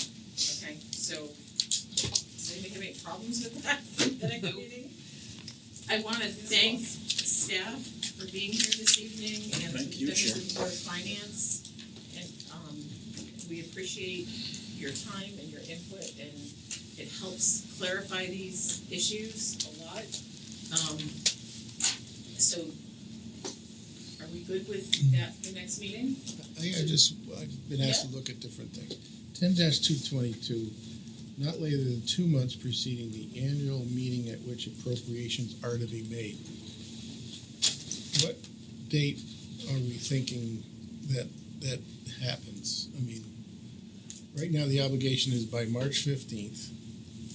Well, we haven't decided on the dates, because So, but in order to interpret the statute, it's my view that the appropriation is made when the automatic referendum passes. Because the automatic referendum is a adjourned town meeting. Right. It's the town meeting that makes the appropriations. So when that passes, that's when the appropriation is made. That could be all the way in June. Referendum is typically in May, Mid-May. usually around May The end of May, 10th, isn't May it? 15th, Mid-May, Mid-May. Mid-May? mid-May. but it could be later. Yeah, so my thinking is 2 months, if you work backwards, it's 2 months from that meeting, March 15th. If you have your town automatic referendum on or before May 15th, or on or after. We'll have to confirm that, right? Because I think we've been working on the assumption that it's 2 months from the meeting at which the referendum questions are passed and the budget is passed. I don't think so, though, that's not. Yeah, I don't know, and I can't address it. I think this would be a great thing to discuss at the next meeting. No, I am not disagreeing with that, but I just wanted to clarify, because that's what I was thinking. You were thinking it was the date that the Board of Finance Yeah, well, you might passes be the right. budget, but what the Board of Finance does is it passes a recommendation They don't pass the to budget. the automatic referendum, and we use that term automatic referendum because that's what we've always called it. But what it is in reality is an adjourned town meeting, so. And there is no deadline by which the Board of Finance must approve. So you could continue your public hearing as many times as you Yeah. want. There's no deadline. So that helps me in answering the question. Yeah, thank you for raising that. So the most important motion of the evening. Just to clarify, because it's fresh in your mind, we talked about There's Lisa. nothing fresh in our mind at this point. Board of Finance Chair's comments, and in section H, Bert gave us kind of a first sentence, and we're still deliberating on the rest Yeah. of that section. The next Lisa, Chair Hebner comment, annual report, we said not to include. Yeah, that's right. Also J, financial records not to include. The Board of Finance shall prescribe the method and account and records. No, that's I why we thought- decided to stop this. Okay, so J and K are outstanding. Yeah. Okay. No, we're talking. Well, they're all. Now I'm caught up. Okay, You're because asking we're for a talking, motion? I'm asking for a motion, because first we have to inspire Motion to Bert adjourn. to create a couple sentences, okay? You have a So we're gonna channel that, and then we do need a motion. motion to adjourn was by Motion J. to- Second, Second. all in favor? Aye. All All right. Thank you. Thank you Thank again you, for all- Commissioner. For over 40 years, SCM has been the voice of our town. Bringing us together through local programming, Education. and live broadcasts. SEM isn't just about television. It's about empowering our community. Ensuring our voices are heard during government meetings. And celebrating milestones. like our high school graduations. But today, SEM faces a challenge. Our funding structure is based on television subscriptions. And it's no secret, people have been cutting the cord. With a shift to internet-only subscriptions, SEM receives less revenue. Even though all our programming is freely available online. We need your support. We need your support. We need your support. We need your support. we need your support. Your donation can make a difference. It will ensure that SCM remains open. Continues to educate our youth and keeps our community informed. Thanks to SEM, I've been honing my creative skills, helping me work towards my college degree. SEM is crucial for keeping our community connected. SEM isn't just here to broadcast local events. They're actually preserving Simsbury's history. Join us. Join us in preserving Simsbury's voice. Simsbury's voice. Together we can ensure that SCM continues to thrive For generations to come. Visit our website Or scan the QR code on your screen to make your donation. Every contribution counts. Thank you for supporting Simsbury Community Media. where your town, Your schools And your government come together.